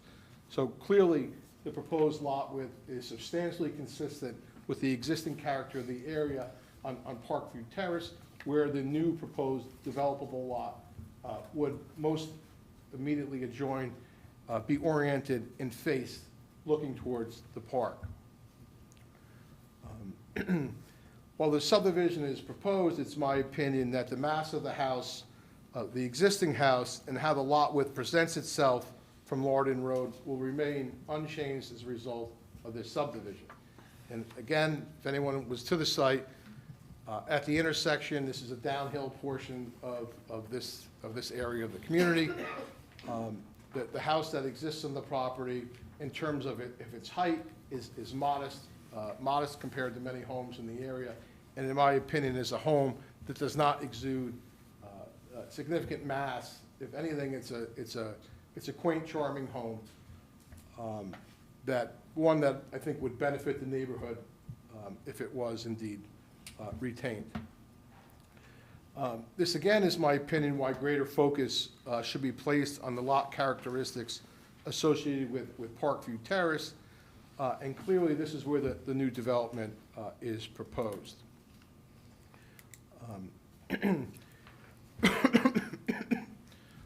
Overall, it's my opinion that the proposed subdivision, which was a lot in the past to begin with, will continue and does result in sound land use planning.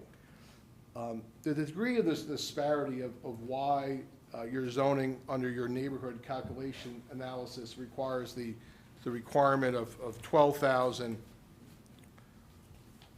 I don't want to give the incorrect number, 12,356 square feet.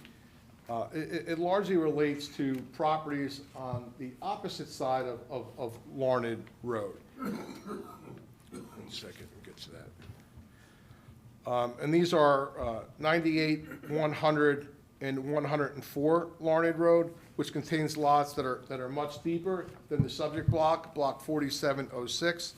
These lots are 192 feet, 196 feet, and 200 feet in depth. Again, the minimum lot depth for the zone is 100 feet.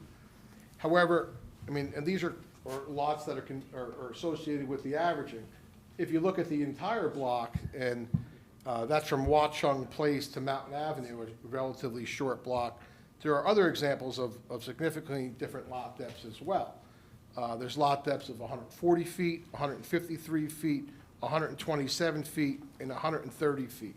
What I'm trying to say here somewhat is that, statistics are a funny thing.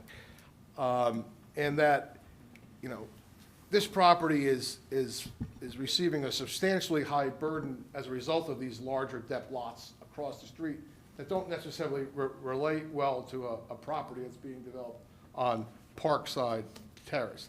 When I did review the information, I think it's clear that you should be proud of the fact that you are not a cookie-cutter town that has all the exact same size and lots, and things that maybe Mr. Burgess and I studied in planning school, the Levitt towns of the world, where you had a repeated subdivision after subdivision, which was what we were taught is what you don't want. You have a very healthy mix of sizes throughout this area. And I do agree with our attorneys that while the neighborhood analysis is a useful tool, I don't believe it's a perfect tool, and I think it is one that could be refined. I've testified many times on community character, and one of the items that lends to the mass and scale of a property from the street, in my opinion, more so relates to the width of a lot rather than the depth. Because if you have a 200-foot wide property, from the roadway, you don't see all the way to the back of that lot. And the width of that lot, it dictates the type of home that you're going to have on that house or that property. Clearly it's width, whether you can have a 1-car, 0-car, or 2-car garage, whether that garage will face the street or could be turned on the lot and the like, and all these other elements associated with development. However, when we look at the lot widths on the same side of the street of the block as Larned Road that are most proximate to the subdivision, the two closest lots are 70 feet in width and 64 feet in width, where 68.68 feet exists today and would remain since the Larned Road subdivision frontage is not changing as part of this application, the home or the like.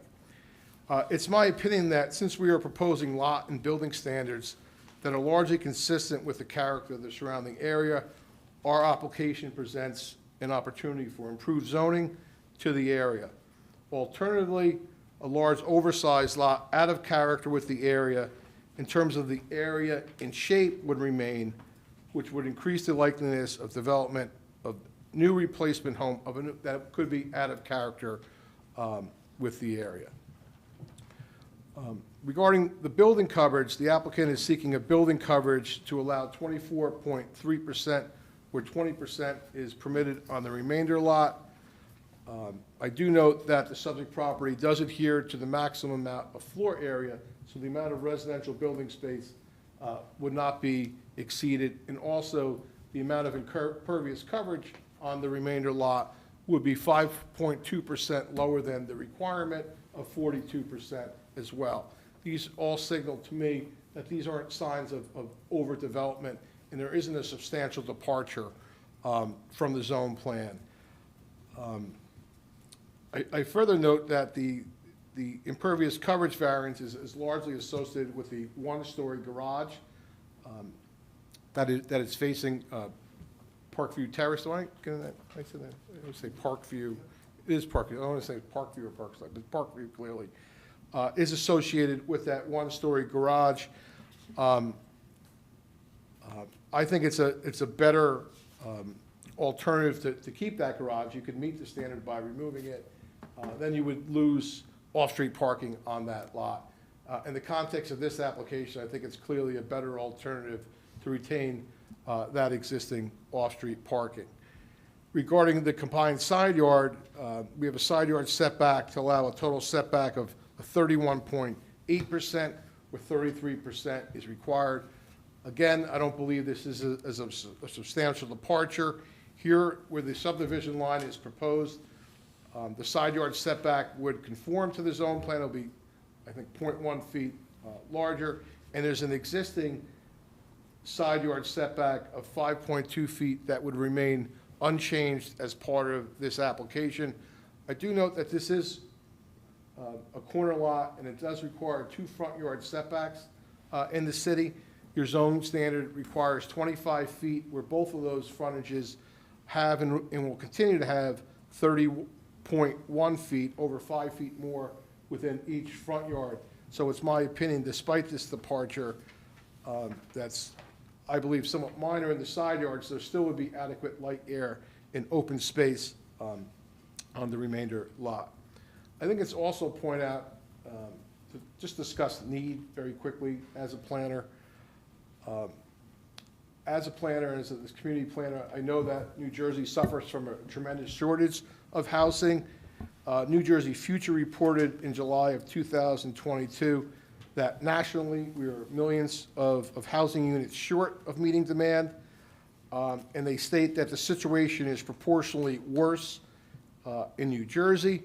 I think most people realize, despite mortgage rates doubling, tripling in recent years, home prices have remained relatively constant and likely have even increased since that has occurred in value. And as a planner, that tells me that the reason that that's occurring is that there's still such a strong demand for single-family housing. I looked at your master plan, and I looked at your 2016 reexamination report that was located on the city's website, and I think there's are 2 areas that are on point with this application. Goal 1, guide development to maintain and enhance character of Summit. And I'm just going to read these. Summit residents love the scale, character, and historic fabric of their city. There are competing concerns regarding opportunities for reasoned, appropriate growth and ensuring that new development does not detract from the quality of the existing built environment, in particular in existing residential neighborhoods. And then objective 1.04, maintain the prevailing character of neighborhoods. In addition to maintaining the overall character of Summit, further care should be taken to prevent the periodic deterioration of the prevailing scale of neighborhoods and blocks, particularly in single-family residential districts. Residents have 3 particular concerns that may pose a threat to maintaining prevailing character in Summit neighborhoods: transition zones, lot mergers, and lot subdivisions. I know, and I'm just going to stop there for a second, this is a large, oversized lot. Under your neighborhood calculation ordinance, if I have a conforming property and the properties around me, they merge the lots, I now have a non-conforming lot in the neighborhood. In the case of potential lot mergers, there's concern about larger homes on merged lots. And that speaks to what we have here. We have a lot that's 3 times larger than, or just under 3 times larger, what your schedule of space regulations requires. Lots that do match existing patterns and can disrupt a neighborhood's existing character. Conversely, lot subdivisions are also of concern where property owners may be incentivized to construct dwellings that are out of character with the neighborhood. In this regard, I believe that here the benefits of having more harmonious lot sizes and widths in this area outweigh any detriment. Alternatively, the potential to construct a home with a floor area of 6,231 square feet exists, plus space for up to a 576 square foot 2-car garage, or a total area of 6,807 square feet. I don't believe this is a type of home that would fit into the character of this neighborhood in my review of the neighborhood. For these reasons, I believe this application will support the following purposes of the municipal land use law. Purpose E, because the existing lot is 2.96 larger than the minimum lot size in the schedule of space regulations and over 2 times larger the average lot size for the block, it will promote the establishment of appropriate population densities and concentrations that would contribute to the well-being of persons, neighborhoods, communities, and regions, and preservation of the environment.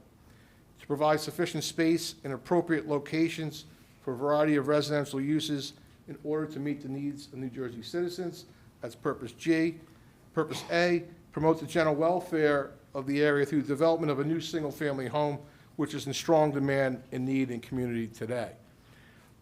Regarding the negative criteria, the variances can be granted without a substantial detriment to the public good or zone plan, as the proposal results in, the new lots would result in making a regularly shaped L-shaped lot to be more consistent with block 4706.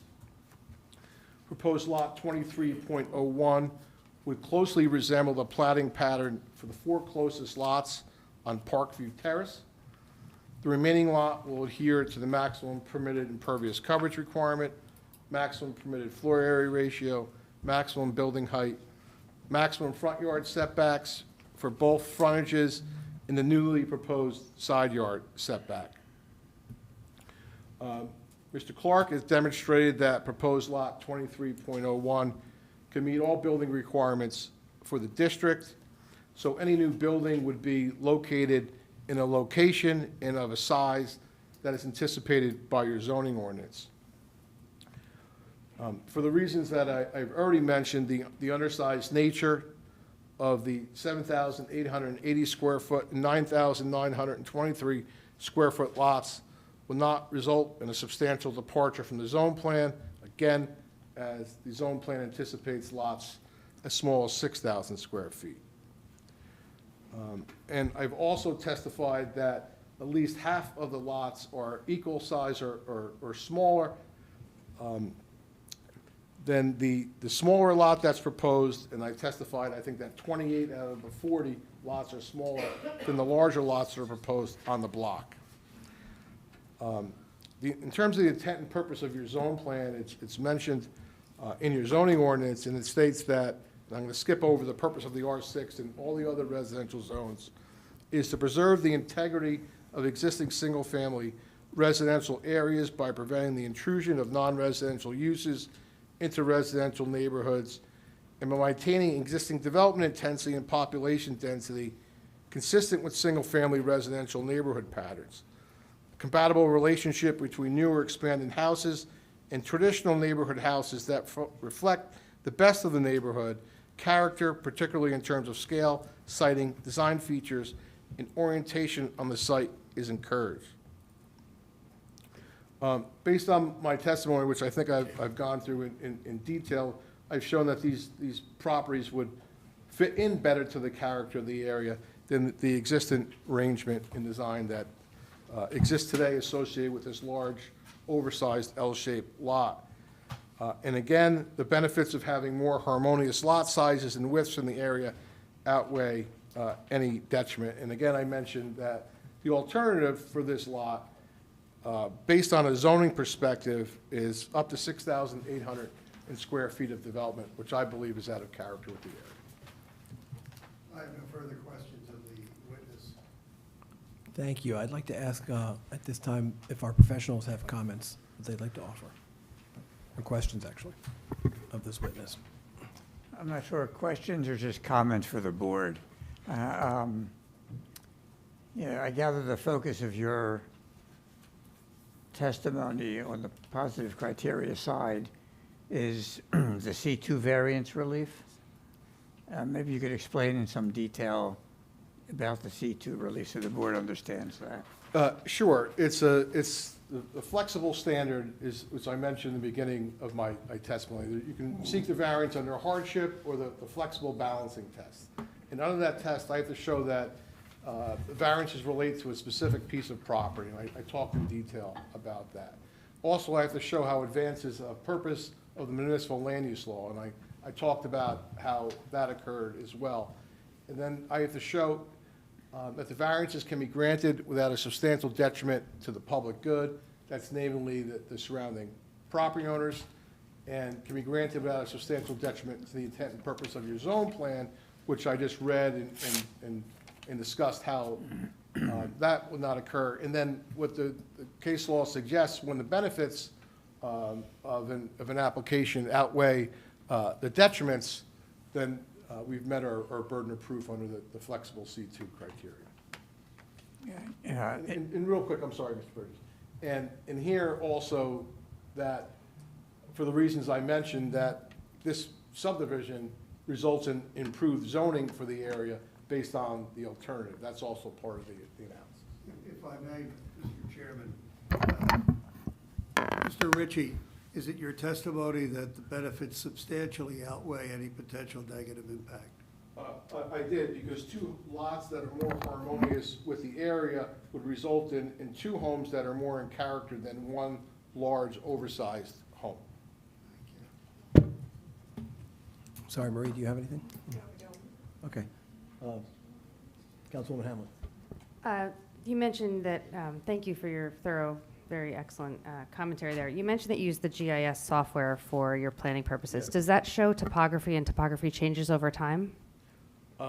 Topography changes over time. Right, so I'm familiar with the software, and I'm pretty sure that it will show you the tree change over time. Had your office looked at that? Because I think in speaking with Mr. Sheehan, I totally recognize that all of the stormwater is coming off of the hill, and it's the responsibility of the homeowner to control stormwater management on their property. So while they may never be able to control all of the stormwater, I think what I've been hearing from the residents over the last few months is the frustration over, they feel as though, and even maybe before Mr. Clark came, that there were trees there. And I know that there's software that can show us with confidence that there either were or weren't trees. It doesn't matter to me, I'm agnostic to it, but I know that we have those tools as planners, so why not just get out in front of what we're really talking about here? The public and the residents are frustrated over, trees really do cause, obviously, as you know, stormwater management issues, the removal of trees. And what I'm hearing from the residents, because everything you said was spot on, but can we confidently say up here that there's not a public detriment? Because what we're hearing from the residents is that there's no trees. And I just want to know when there were trees and when there weren't, because there's software out there that can show us Okay. that. Regarding the software, first of all, I think it was a testimony, I should say this first, from Mr. Clark, that this site is receiving off-site water. And there is no stormwater on the site, or no stormwater prevention or management occurring on the site today. And if the subdivision from 1931 remained and a house was built, there likely would be no stormwater improvements on a property of that date as well. And that he's indicating, and I think he said when the question was asked of him, would this result in improved stormwater to the neighborhood? I think he said it would 100%, meaning 100% yes, that it would. Regarding how I would identify trees, what I would do is I would probably just look at a historic aerial photography. There is LiDAR, you probably are aware of information that I can touch the top of the tree and the bottom of a tree to determine the height, but that's in a raster type format that I can't visualize that tree. But if I get lucky and put a point there, I can tell you the first return of when that light beam hits the surface of the earth, and then where it hits the surface of the earth, and that analysis can tell me the height of that tree. But I would look at aerial photography if I wanted to look at what trees may have been there in years past. I defer to Mr. Burgess what he would do, but that's what I would do. Well, there are aerial photographs that go back 5, 10, 20 years, and that is one way to find out very quickly. When, may I, Mr. Chairman? When did your client purchase the property, Mr. Sheehan? Are you aware of when they took ownership of it? 2017. Okay. Because Google does show in 2013 it was a very wooded lot. I'm not sure between now and then when those trees were removed, but there was substantial tree removal separate from a subdivision because the trees aren't there anymore and there's nothing we can do at this point about it. But certainly there does show in 2013 a very wooded lot there, which I would imagine would frustrate a lot of people. And I guess maybe that's the point that you're making. It doesn't impact, yeah, just- The Laura's point is the cogent one, is that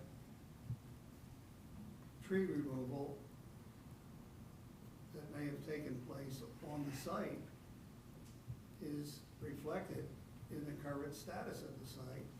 And if there is no stormwater management on the site now, if it's developed and they create stormwater management on the site, it will be a benefit. I honestly think that based on the testimony of Mr. Clark, that this is a receiving lot. there is nothing that this lot can do other than collect the water from its site in development, detain it, and release it slowly, but it will still be receiving water from all of the properties on Mountain Avenue that drain through it. And if they manage it through a storm pipe, that will be a benefit. Whether the trees were cut down or not cut down will not change the current circumstance of being the lot in its current condition. If the lot's developed, it will benefit from stormwater management that does not exist now and did not exist in the past.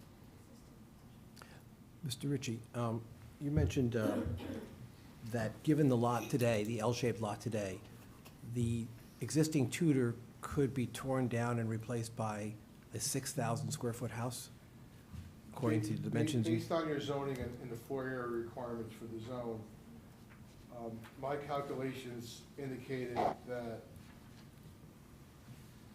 what this lot could bear based on the zoning by building permit without coming in front of this board if setbacks, or the zoning board if setbacks were adhered to, and the like, excuse me, I want to get you the exact number. 6,231 square feet based on the floor area, but your definition of floor area associated with the floor area ratio calculation allows a 576 square foot two-car garage. So hypothetically, 6,807 total square feet could be built. which you would characterize as out of character in that neighborhood. I would, yes. And now now you're creating the original lot 23 under this proposed subdivision would leave the old lot it's conforming in terms of size, but the house that's sitting there, if that were torn down, would that be able to be replaced with something of similar size, or would setback requirements require a smaller house? Well, I think you were testifying to that, but I'm the not floor sure. area ratio is in compliance. The front yards, because it's a corner lot, you require 25 feet. The existing front yards are 5.1 feet further pulled from the street. The proposed side yard that's proposed today is 8.1 feet, which meets the 8-foot requirement. But facing the direction towards Larned Road, which really is functionally the rear of the house, there's a variable rear yard, but it's as little as, I think, 5.1 feet. That's the non-conforming condition that exists today we're not proposing to be exacerbated, but if the house was torn down, based on, I don't know the exact number, but our combined side yard was 31.8%, where 33% is required. A couple more feet would be required on what's the functional rear of the house. But it appears to me that a same-size home could be built, and one that would be taller on Right. the remaining lot. Ms. Hamel? Yeah, through Chair, I'm assuming you're using the corner lot calculations. I'm not looking at it directly right now, but assuming that's 20% larger? Yes, Okay, yes. The floor area Okay. ratio is a percentage. right, but So, knowing that corner lots have to be 20% larger, I'm asking to share with the board if that's the calculations that you used, was in turn a corner lot. in terms of the floor area ratio, I'm talking about the lots as they're platted today, so that's not gonna Okay. change in terms of what could be built if you approve the subdivision. Okay. Other questions from the board on Mr. Fulman? You have a question. I heard a lot of the testimony was based on you talked about the neighborhood calculation analysis that's in our DRO. So, and you cited the zones and the different sizes of houses and did your calculations to show us that it's not linear. If you look at it differently, it can be viewed as a conforming lots, right? That's kind of where that was going. So I guess for Mr. Burgess, as board members up here, are we supposed to be looking at, obviously we take in all the information we can as these applications and these experts come forth, but we have a neighborhood calculation analysis, and some of the variances are applicable to that analysis. Is that correct? Yeah, they're very focused on that issue. Recognize two things. They're basically arguing for both the positive and the negative criteria side that the proposed subdivision would result in a much more compatible arrangement than if the site were just developed with a single-family house. So in terms of the positive criteria, when I asked about the C2 variance option there, the issue is, is there a public benefit that accrues from the grant of the relief? And what they're arguing is that having a more compatible lot arrangement that's more consistent with the neighborhood is a public benefit. That's what they're arguing. On the negative criteria side, one of the prongs of the negative criteria is that you have to show there's no substantial detriment to the public good. And again, they're basically arguing, I don't know if you articulated it this way, but they're basically arguing that having that more compatible lot arrangement does in fact result in the fact that there's no substantial detriment to the public good, because they're arguing that's a benefit to the public good. And then you're only left with, is there a substantial impairment to the intent of the master plan? And one of the things he mentioned in the master plan is encouraging compatible land use arrangements. So you've really got to take all that information. I didn't mean just to talk to that side of the room.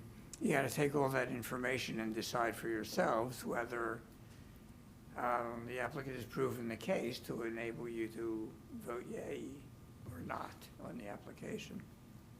Okay. Does that help?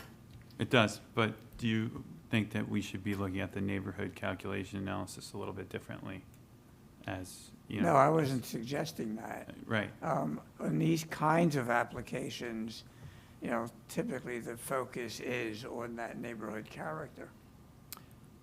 It's unfortunate to deal with this whole tree issue, because I appreciate that you look back to 2013 and realize that it was a very heavily wooded property. And if you use that as the sole criteria to deny an application, you end up with the existing condition. And then you have to decide, does that represent a true negative in the fact that this lot is close to 3 times larger than the surrounding neighborhood? That's for you to decide. Okay, thanks. I assume it's existed that way with that one house on the property for quite a number of years, so. Any other questions from the board? At this point, I'll ask if the public has any questions of this witness.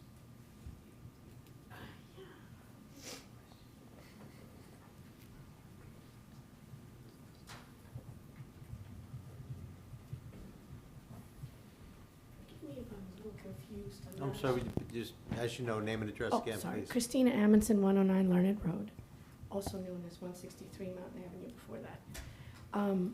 So forgive me if I'm a little confused, but you're saying that the public benefit is the fact that now we're going to have conforming lots, and the public detriment is that we don't have a conforming lot? Is that basically what you're saying? What I'm saying, to paraphrase it, is that, and this is reflected in your master plan, that your master plan is looking to preserve really the scale and character of the Right. neighborhood. And if you're in Parkview Terrace, there's many lots that are modest-sized lots. Some have very modest-sized homes. There's some that are larger than the like, and that's because I showed that I'm facing Parkview Terrace. That side of the street and the block had lot sizes that were under 8,000 square feet in area, right? So that resulted in a certain character of that neighborhood. If you have a lot that's twice the size of the average for the block, when you look at floor area ratios and the amount of habitable floor area you can build, that's going to essentially double that what could be built there in terms of building square footage.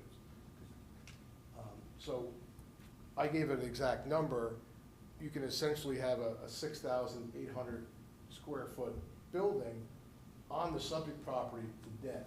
It's my opinion that two lots that are more in character with the neighborhood, with homes that are smaller, more in character with the neighborhood, is a better zoning alternative for this area of the city.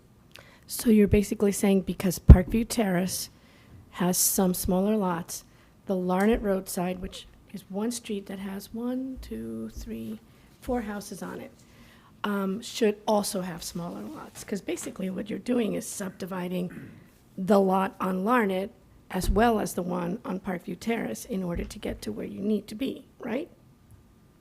I don't understand. The lot that's being subdivided, the frontage on both sides then, on Larned as well as on, let's put aside the corner lot situation, as well as on Parkview, will then be more consistent with the lot sizes on Parkview, as opposed to the lot sizes necessarily. I mean, like, my lot's 100 by 120. The Larned side is 120. So clearly, this is not consistent with my lot. And my neighbors who are here, all of them have bigger lot sizes. And we just saw a house built across the street, I think it's 104 or 102, I forget the number. That's huge. 104, huge. Okay, sorry. So, Chairman, she is sworn in, but it's your discretion to get oh, back to sorry. questions. So clearly, that's not consistent with the Parkview Terrace. So the Larned side is being sacrificed for the benefit of Parkview, correct? Well, no, that's not the case, because 'Cause that's what it seems like. I spoke to the block itself as a whole, that includes Larned, and the two homes that on Larned on the same side of the street, you're on the opposite side of the street. No, I'm on the same side. You're on the same, okay. I'm on the top of corner, hill. Okay. yeah. I included your lot in my analysis in the averaging. So I think your lot's maybe 100 or 110 feet in width and front. 120 and 100, I think I had 100. whatever. It doesn't matter. The point is, it's not 60. And I don't believe your lot was considered as part of this neighborhood characteristics analysis. And yet we'd be on the same street. So. So the I guess- value of my home will be adversely affected by whatever you do here because it's on the same street. I can't speak to value because I'm not an appraiser. Yeah, me neither. Yeah, yeah. I will say that the subdivisions. The question is, you're applying values on I'm sure you're Parkside talking to over each other, Larned. folks. One at a talking time, over each one at other. a time. She It's can't- not the she time can't for get- argument, it's the time for question. The question remains, the calculations that are perhaps appropriate for Parkview are not necessarily appropriate for Larned, and that's the question. Whether what you've done is basically averaged everything for the benefit of the Parkview subdivision piece, but you're also affecting Larned. I disagree because I included your property on the same block as the subject block in my calculations. On average, right? There's some that are smaller and some that are larger. Let me ask you a different question. Will the resultant, well, you're saying it's not going to change from the Larned perspective because you're not touching that piece. But in effect, you're changing the lot size that will be fronting on Larned because now it's going to be dramatically smaller than what was there before. Correct? It will be smaller, yes. Yeah.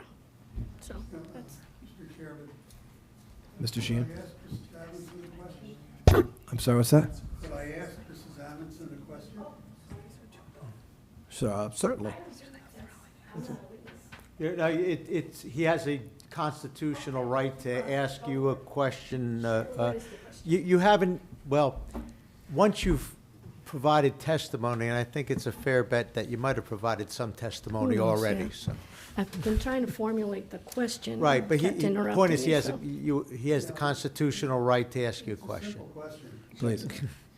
In your statement, you described property on Larned Road that was developed with a large house, is that correct? Correct?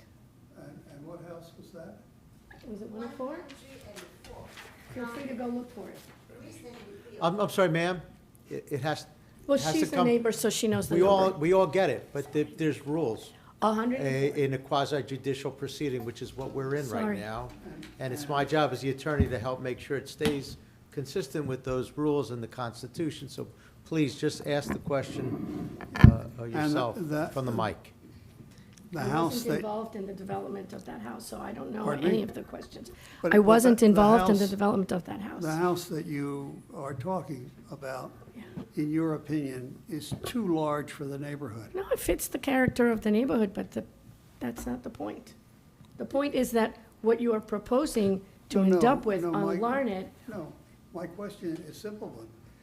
You feel that that house is too large for the neighborhood. no, that's not what I said. One of the board members asked a very important question, which is, if you were to take down the house that's existing on the Larned Road lot, could you replace it with the same house? And the answer is no, because it wouldn't fit into our current, planning rules. Mrs. Edmondson, that's not my question. I know, but you're asking me a completely different question, and I don't think I think the house is beautiful. I think it's great. It's, catty-cornered. I don't Mr. know it Chairman, well enough. Mr. Chairman, I think, in fairness to Ms. Edmondson, you asked her a question if you thought it was out of character. She said, no, she doesn't. I think it's I think we're beautiful. done. Asked and answered, okay. Thank you. Another question from the audience? For the witness? John Rapport, 167 Mountain Ave, Rapport. Two questions, I just want to make sure I understand. You mentioned all the different neighborhood analysis. That points to 40 houses. Is that Parkview? The 40 was for the entire block, bounded by Parkview, Larned, Mountain, and Midland Terrace. Okay. The second question is, you mentioned a house called 6,800 square feet could be built on that property, right? Yes.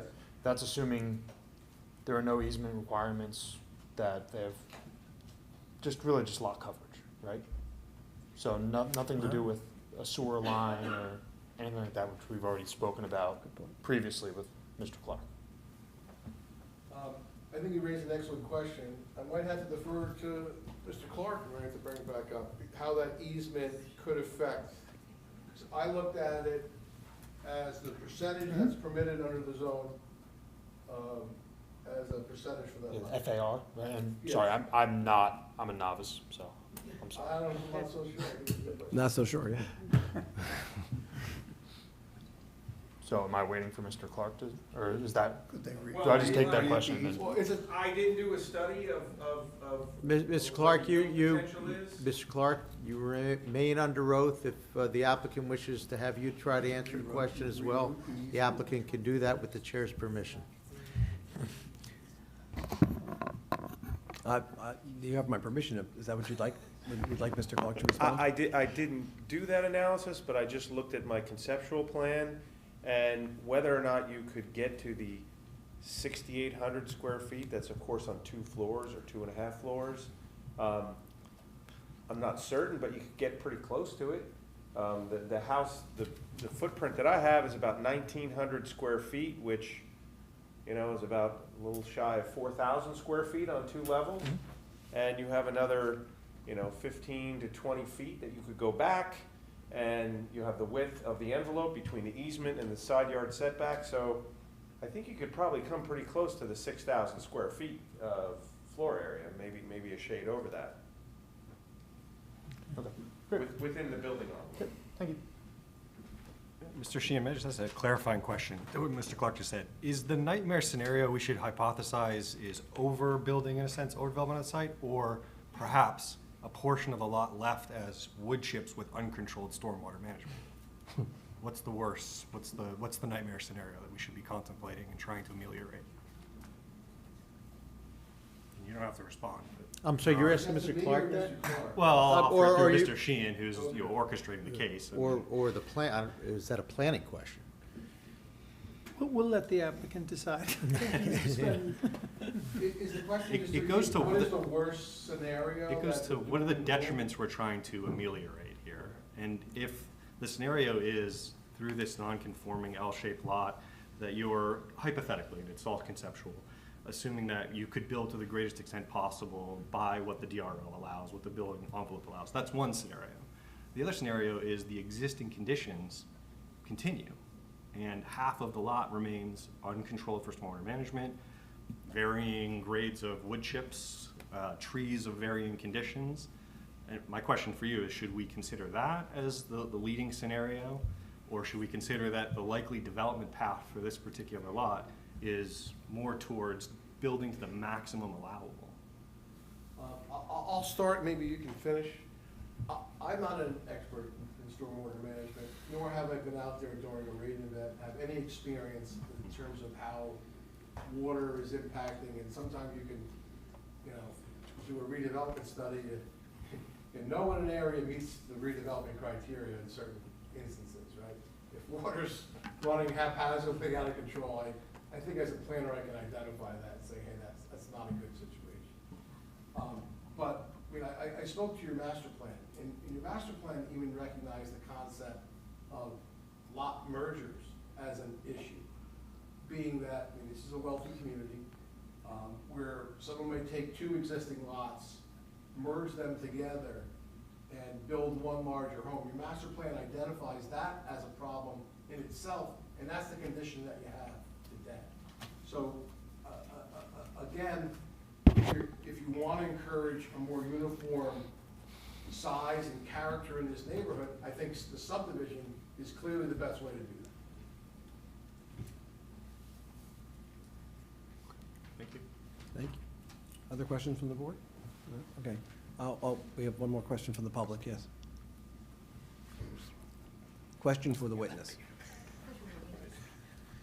Christine Lin, 171 Mountain Avenue, Summit, New Jersey, 07901.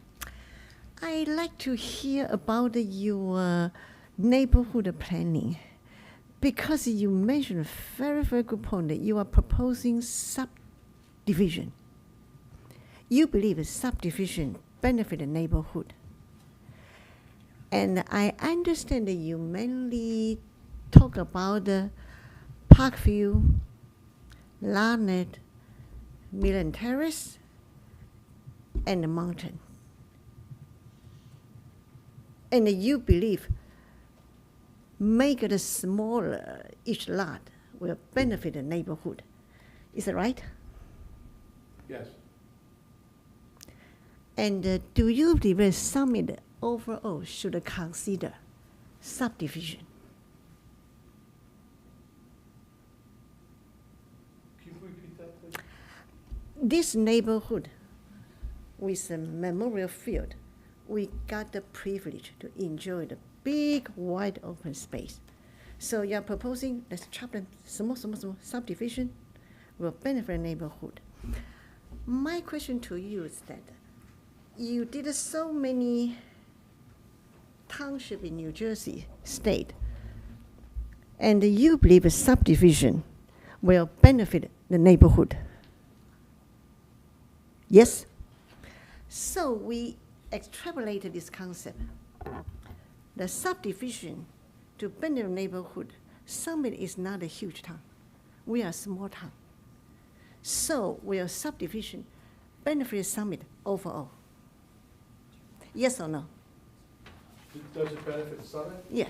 My testimony is that it benefits the area with more harmonious lot sizes and building sizes.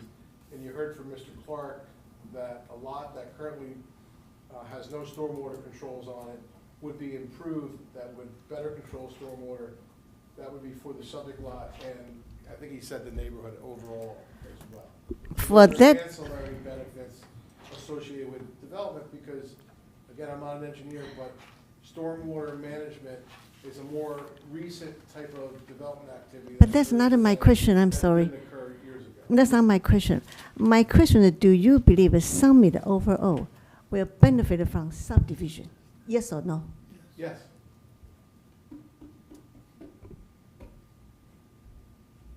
So, following your logic, Summit currently will probably double the number of the houses. I'm thinking about the Hobart, Summit Avenue, all those beautiful houses over there, all subdivision. Then that's our master plan for City of Summit. Is that right? Yes or I'm no? not sure if I fully understood the question, but what I stated as part of, and Mr. Sheehan stated part of the initial testimony, you have a chart in your code. It's called the Schedule of Space Regulations that determines the minimum lot size for each district.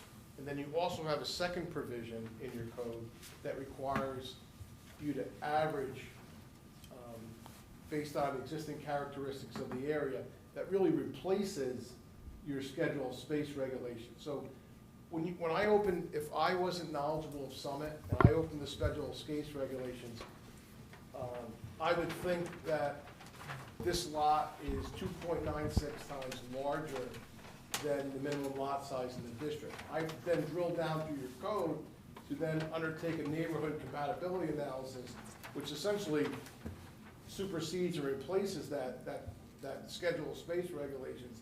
And then each property in a district essentially has a different requirement as a result of it. So,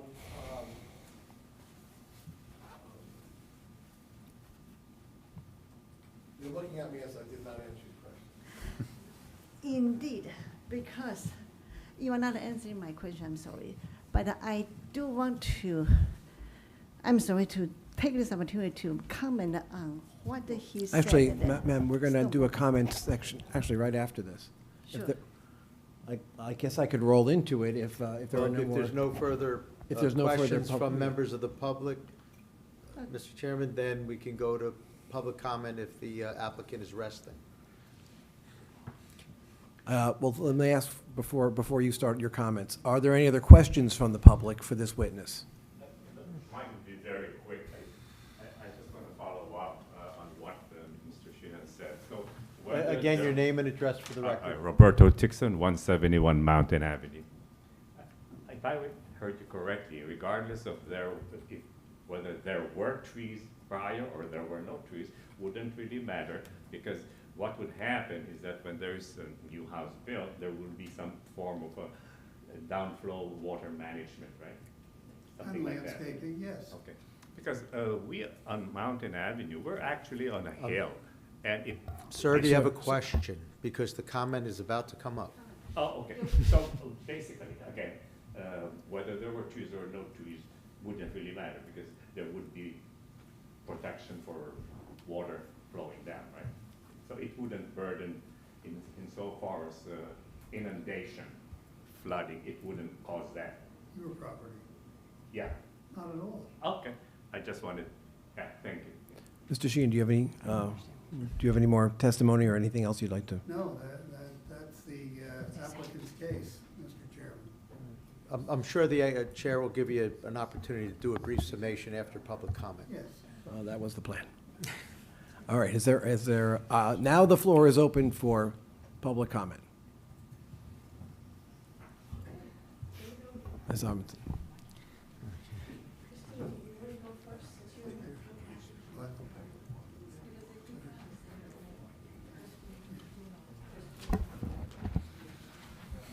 Hi, again, Christina Amundson, 109 Larned Road. Do you need me to spell my last name? A-M-U-N-D as in David, S-O-N. Unusual, but it's an O. And as you know, you remain under oath. I am under oath. That's right. So, 2 points. I failed to see the benefit that I would receive from this subdivision as a member of the public and as a resident of Larned Road. Number 2, indeed, we've talked a lot about the trees. The trees, regardless of whether you believe so or not, do add a great deal of value in terms of sucking up water as it flows down the hill. And the removal of all the trees on that once wooded property happened about, I want to say 3-4 years ago, and has since been replaced by wood chips, some of which were actually brought into the property because there weren't sufficient trees, believe it or not, to actually cover the property and raise it to the level where it is today. So biggest issue I have is that I am concerned that the size of the resulting lots, which I fail to see how they benefit me, I fail to see the benefit, and I'm concerned that it will actually impact adversely the neighborhood that I live in. When I bought our home in 1997, the neighborhood was fairly settled, fairly wooded, fairly beautiful, and now it's changing in nature because trees have been taken away, lots are changed potentially in sizes, smaller homes are being put in where other homes did not used to be, and so you need to consider that is not necessarily for my benefit or that of the other neighbors who also bought at the time. So, that's it. So, Mr. Chairman, Mr. Shane, would you use the microphone if you don't mind, just to I'm make sure? sorry. That's okay. Mr. Chairman, we've heard an awful lot about trees. I would like to present the applicant as a rebuttal witness to settle the question as to whether or not trees were removed, whether, if trees were removed, it was done with compliance with federal, or with state or municipal regulation, and we'll clarify the issue. It might be helpful. Mr. Chairman, I remember some of her testimony from January, so maybe we can look at that as well. I actually have it, if you need. You have the testimony today? I mean, she is here, isn't she? She's here, So and she her can- testimony won't take 5 minutes. I mean, I'll allow it. Thank you. You're going to come up and testify in response to the questions of when you bought the property, how many trees were on the lot, what trees were removed, whether or not they were removed in compliance with local ordinances, and what type of Well- wood chips you put down. Yep, so we bought the house. in- Now, you've got to lean sorry. into the mic. Oh, I'm Yeah, sorry. I believe you testified or were sworn in last Yes, I time in was. January, so you Is this remain on? under oath Yep. as a fact witness. Please give your name and address, though, nonetheless. to the Sure, report. Susan Ballo. Spell your last name. B-A-L-O-G-H. Yeah, no worries. Ballo. Oh, I'm sorry. Is this on? We cannot hear you. I'm talking into it. Can you talk a little louder, though? Sure, okay. 2 Parkview Terrace in town. That we can hear. Sorry. Just stay close to the mic. Okay. Yes, we bought the property, I think it was the end of 2017, October, yeah, I think it was like October 2017. Then we moved into the property in, I think, February of 2018. But I also own the property 105 Larned, which is adjacent to that. So I'm quite aware of the trees and what was there was kind of quite overgrown, quite honestly. So we did have the majority, almost all of the trees removed in at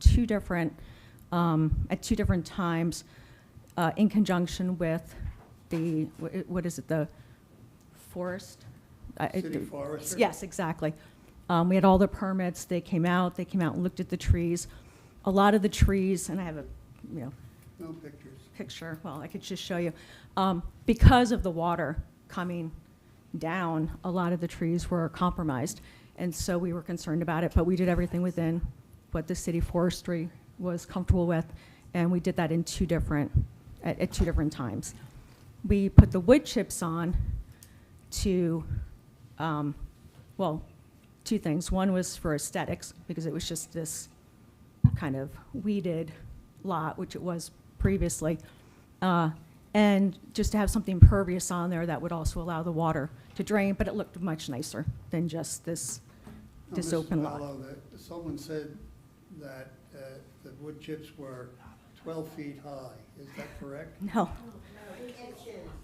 12, no, they did say 12 feet, but no, I don't even think it's 12 inches, but I don't know. We had quite a few, but it's a big lot, so we had them dump, and then we would just kind of rake them down to make it look just nicer, quite frankly. Thank you. Can I also? No, Talk to- let's hear questions from the board. Oh, okay, because I have some other things, but okay.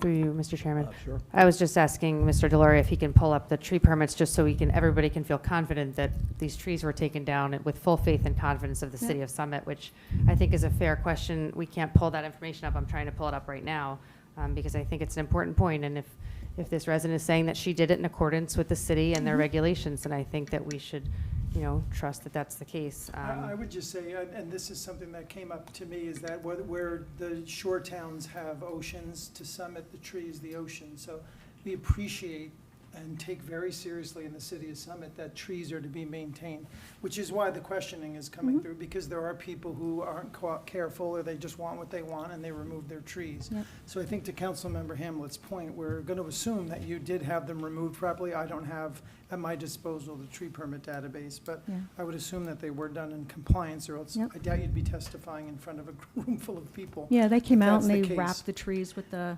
Yeah, the but gentleman you can wrapped to let the, appreciate the spirit of the loss Sure. of those trees. Sure, which is why being we did it with the city. Detrimental to a neighborhood. So, Absolutely. yes. I guess through you, Mr. Chairman, was there a requirement to replace any of those trees? Normally, there's a one-to-one replacement, or I forget what the exact, no. so there was no replacement. And I don't know, I mean, I don't know if that's because it was just a lot. I honestly don't know, but no. Interested in property on on the the city easement part, you have to. I mean, I think we have, at this point, I think we have 1, 2, 3, maybe six trees. I think there's 3 on the side. Yeah, I think there's 3 on the side and 3 in the front. Actually, three in the front, 2 of which are city trees. They're on the easement of the city. Outside of the subdivision hearing that we're in, I will go ahead and just confirm that, for the sake of transparency Sure. to the public, that it has in fact taken place, and according to the testimony, certainly. Sure. Are we good? Any other questions? I have a question. So you took the trees down, assuming by permits. What was your intention to do with the property at that time, and why didn't you pursue just planting more trees? Actually, we weren't? just didn't have, we didn't have an intention at the moment. It was more just managing that piece of property, protecting our other 2 houses from anything detrimental happening from the trees, because obviously we lived in Parkview and we owned the house next door. I really didn't want a tree falling on my house or my neighbor's house, but that was just the intention was just to clean up the lot, make it presentable, deal with the trees, and we just, left it at that.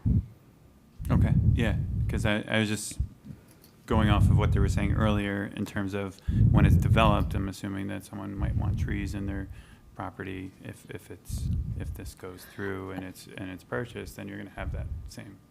Yeah, absolutely, Right, so I was just but curious as to but why at you that didn't point, I think pursue it. you're absolutely right, but I think at that point, when anyone's going to develop that, they're going to manage the water, they're going to deal with all of that, they're going to put in the trees and landscape the way they would like to landscape their property. So I would hope that that's what they would do. If I was going to develop the property and build a house there myself, I would absolutely, would put trees back, but in accordance with, get the house done, how do I want to landscape it, where do I want shade, how do I want the trees?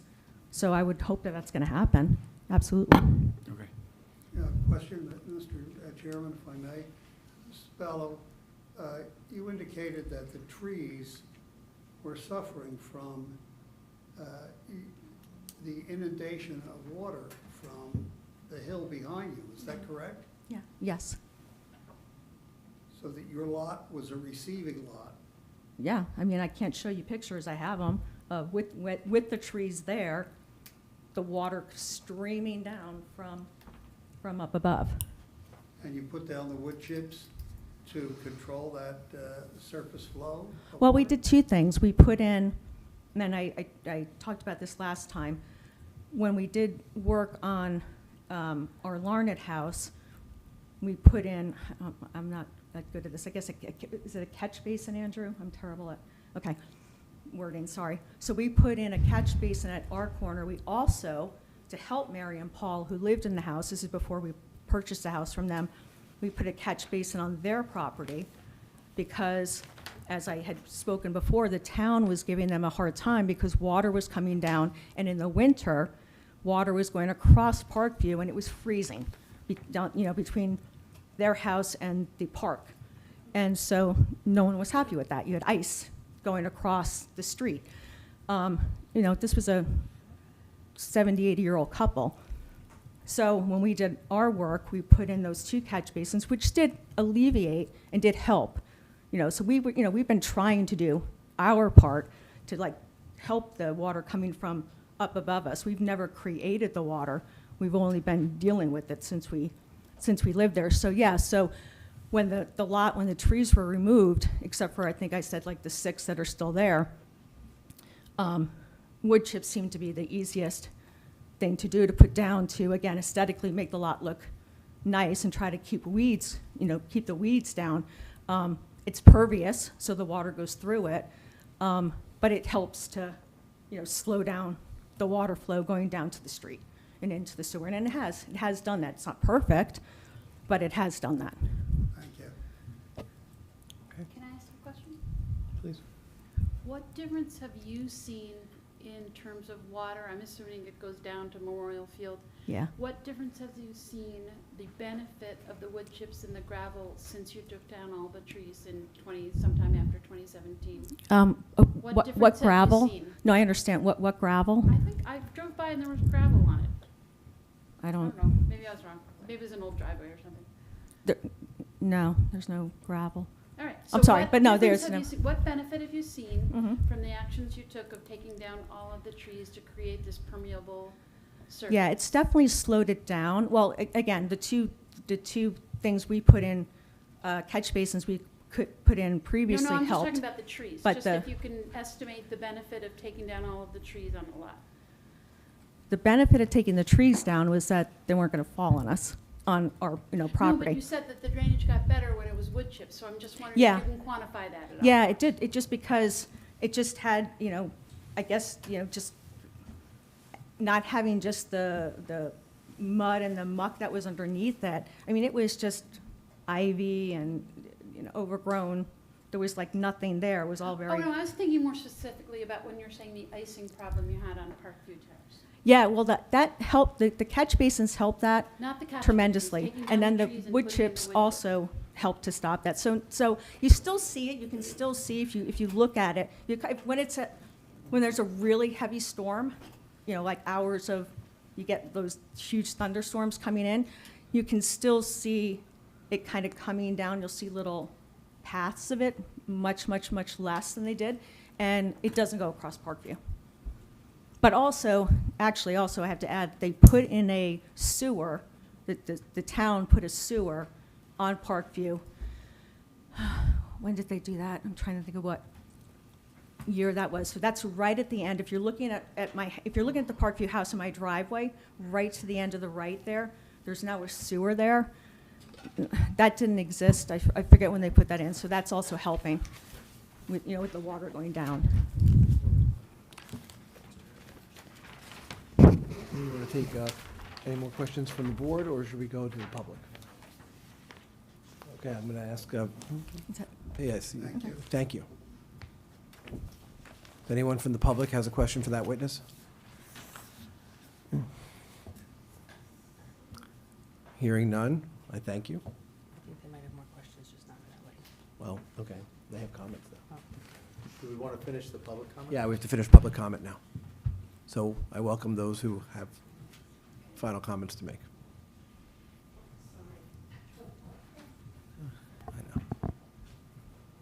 Mr. Chairman, I take it this is going to be a comment that's based on the new testimony Yes, from Mrs. Amundson? absolutely. Actually, for the record, as one of the original drafters of the tree protection ordinance, I can honestly tell you that. Sorry. As one of the original drafters of the tree protection ordinance currently on the books, I can honestly tell you that it only applies to trees that are 16 inches diameter breast height, which is pretty significant. And also, if you are allowed to remove the trees, you either have to replace it somewhere else on your property or pay into a fund that the city maintains to plant trees elsewhere in the city. So that's the situation. That's it. Thank you. All right, we can have any other comments on the application at this point?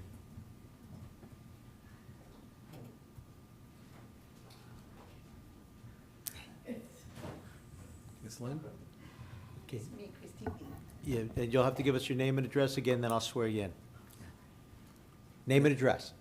Christine Lin, 171 Mountain Avenue, Summit, New Okay. Jersey, 07901. Yep, please raise your right hand.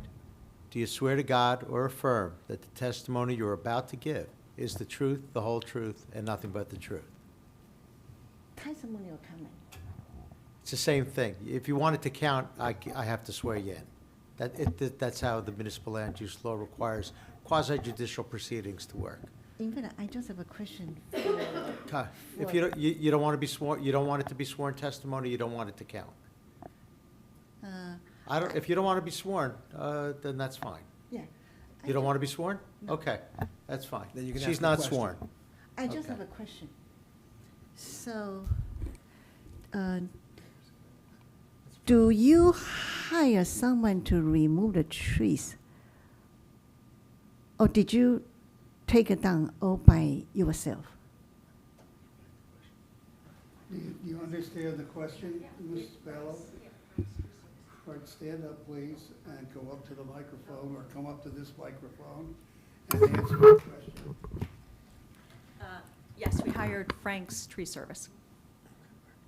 Okay.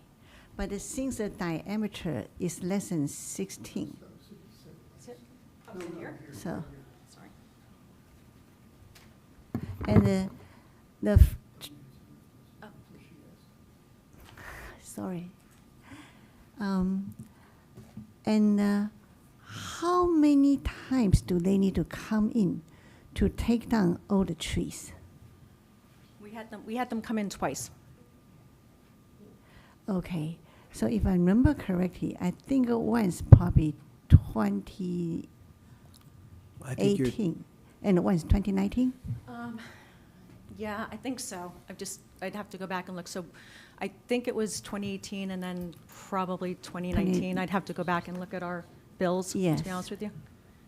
So that means you bought a property 2017. sorry, Ms. Lin, is this a question? Because if you're making a I mean, statement, the statement, I'm sorry. Okay. you need to swear in for a statement. Or you're going to go unsworn, but then, do we testify as sworn? I mean. No. No. We don't testify. Okay, so then I might be sworn in. You'd Yeah. like to be sworn now? Yes, please. Okay. Please raise your right hand. Do you swear to God or affirm the testimony you're about to give is the truth, the whole truth, and nothing but the truth? True. Yes? Yes. Thank you. Yes. Please proceed with your comment testimony. So my comment to you is that when you bought the property, you already planned to take down those trees to create a subdivision. Because for us to schedule a tree company, we have to schedule quite in advance to take the trees down. So do you have the plan? Does not reflect the sworn testimony that was given, and should be stricken from the record. Mr. Chairman, she made her comment, that's that's her opinion that she's asking the board to come to that conclusion. You heard the testimony, you'll make your own mind up. I think the board. And you'll judge everybody's I think the board credibility. can weigh the validity Yeah. and the intent of the question as it was stated, or as the statement as it was stated. So in essence, I think the chair's overruling the objection, the comment could stand. Okay. Because I simply just try to understand from the timing perspective, because we also need to remove the tree, which is dangerous. So that's why we had to do that. And it's difficult for us to try to take down the tree like that. And we need to schedule kind of in advance. It's not easy to take down just even one tree. We in fact didn't take it down, we just trimmed it. We lost tree during Hurricane Sandy. Yeah, that's unfortunate. Yeah, but my point I'm trying to make is that with the intention to remove all the trees, a lot of trees, and because it's less than the diameter, so you don't really need a permit. You can just take it down. Yeah. So it seems to me that this is a plan in planning that try to take this property, take down the trees and make a subdivision. And I happen to try to think that Summit is so beautiful. that do we want to have this neighborhood become subdivided than all the small houses? I know it's a difficult question, consider the situation right now, but it's just my overall that we live in Summit for many years. The first time come here and just realize how much we love this city of Summit. And I would very much like to have neighborhood intact as much as possible. But that's just my personal opinion. And thank you very much, everyone. Thank you. Thank you. Any other final comments from the audience? Okay, thank you. All right, Mr. Sheen, if you'd like to summarize, offer summation.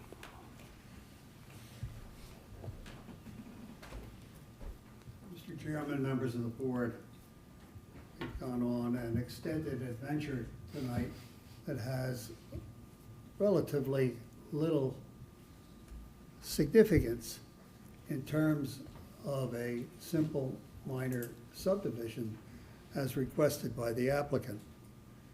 Stormwater management is a critical element in any development in the city of Summit. The lot in question is one which, as I have indicated, and the testimony has indicated, is a lot that is inundated by the water from the properties on Mountain Avenue to the south. The people who are concerned with the runoff on Lot 23 are the people who are creating the runoff that they're concerned with. The development of Lot 23, which is a lot that is currently inconsistent with the character of the relevant neighborhood, which I would submit, notwithstanding the lot averaging ordinances in Summit, is really one that runs to the west from the intersection of Larned and Parkview. And that the properties on Larned to the east, although appropriately developed, do not relate to the properties that are on Parkview. If you look at the proposed lots that are the subject of this subdivision, proposed lot 2301 is a lot that is absolutely perfect for a small developing family with children who will attend Brayton School, play in the park, and it is a starter house that is, in essence, what the R6 zone is designed to create. It is not a zone which contemplates a 17,000 plus square foot lot. The original map or plat that was filed in this area created the lot that we are proposed to subdivide.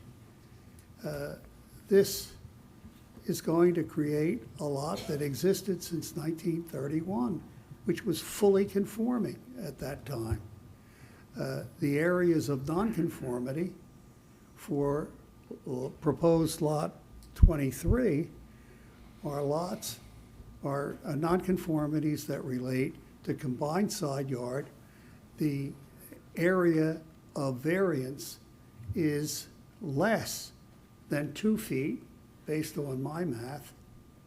And the lot area averaging nonconformity is one that is created by the lots across Larned, which, although within the ambit of the ordinance, are unrelated to the neighborhood that is absolutely the relevant neighborhood for this application.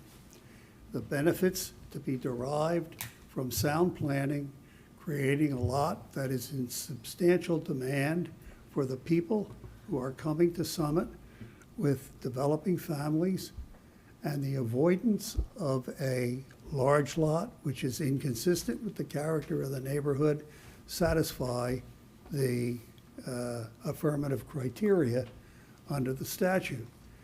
When it comes to the negative criteria, with regard to proposed lot 23, if you look at it,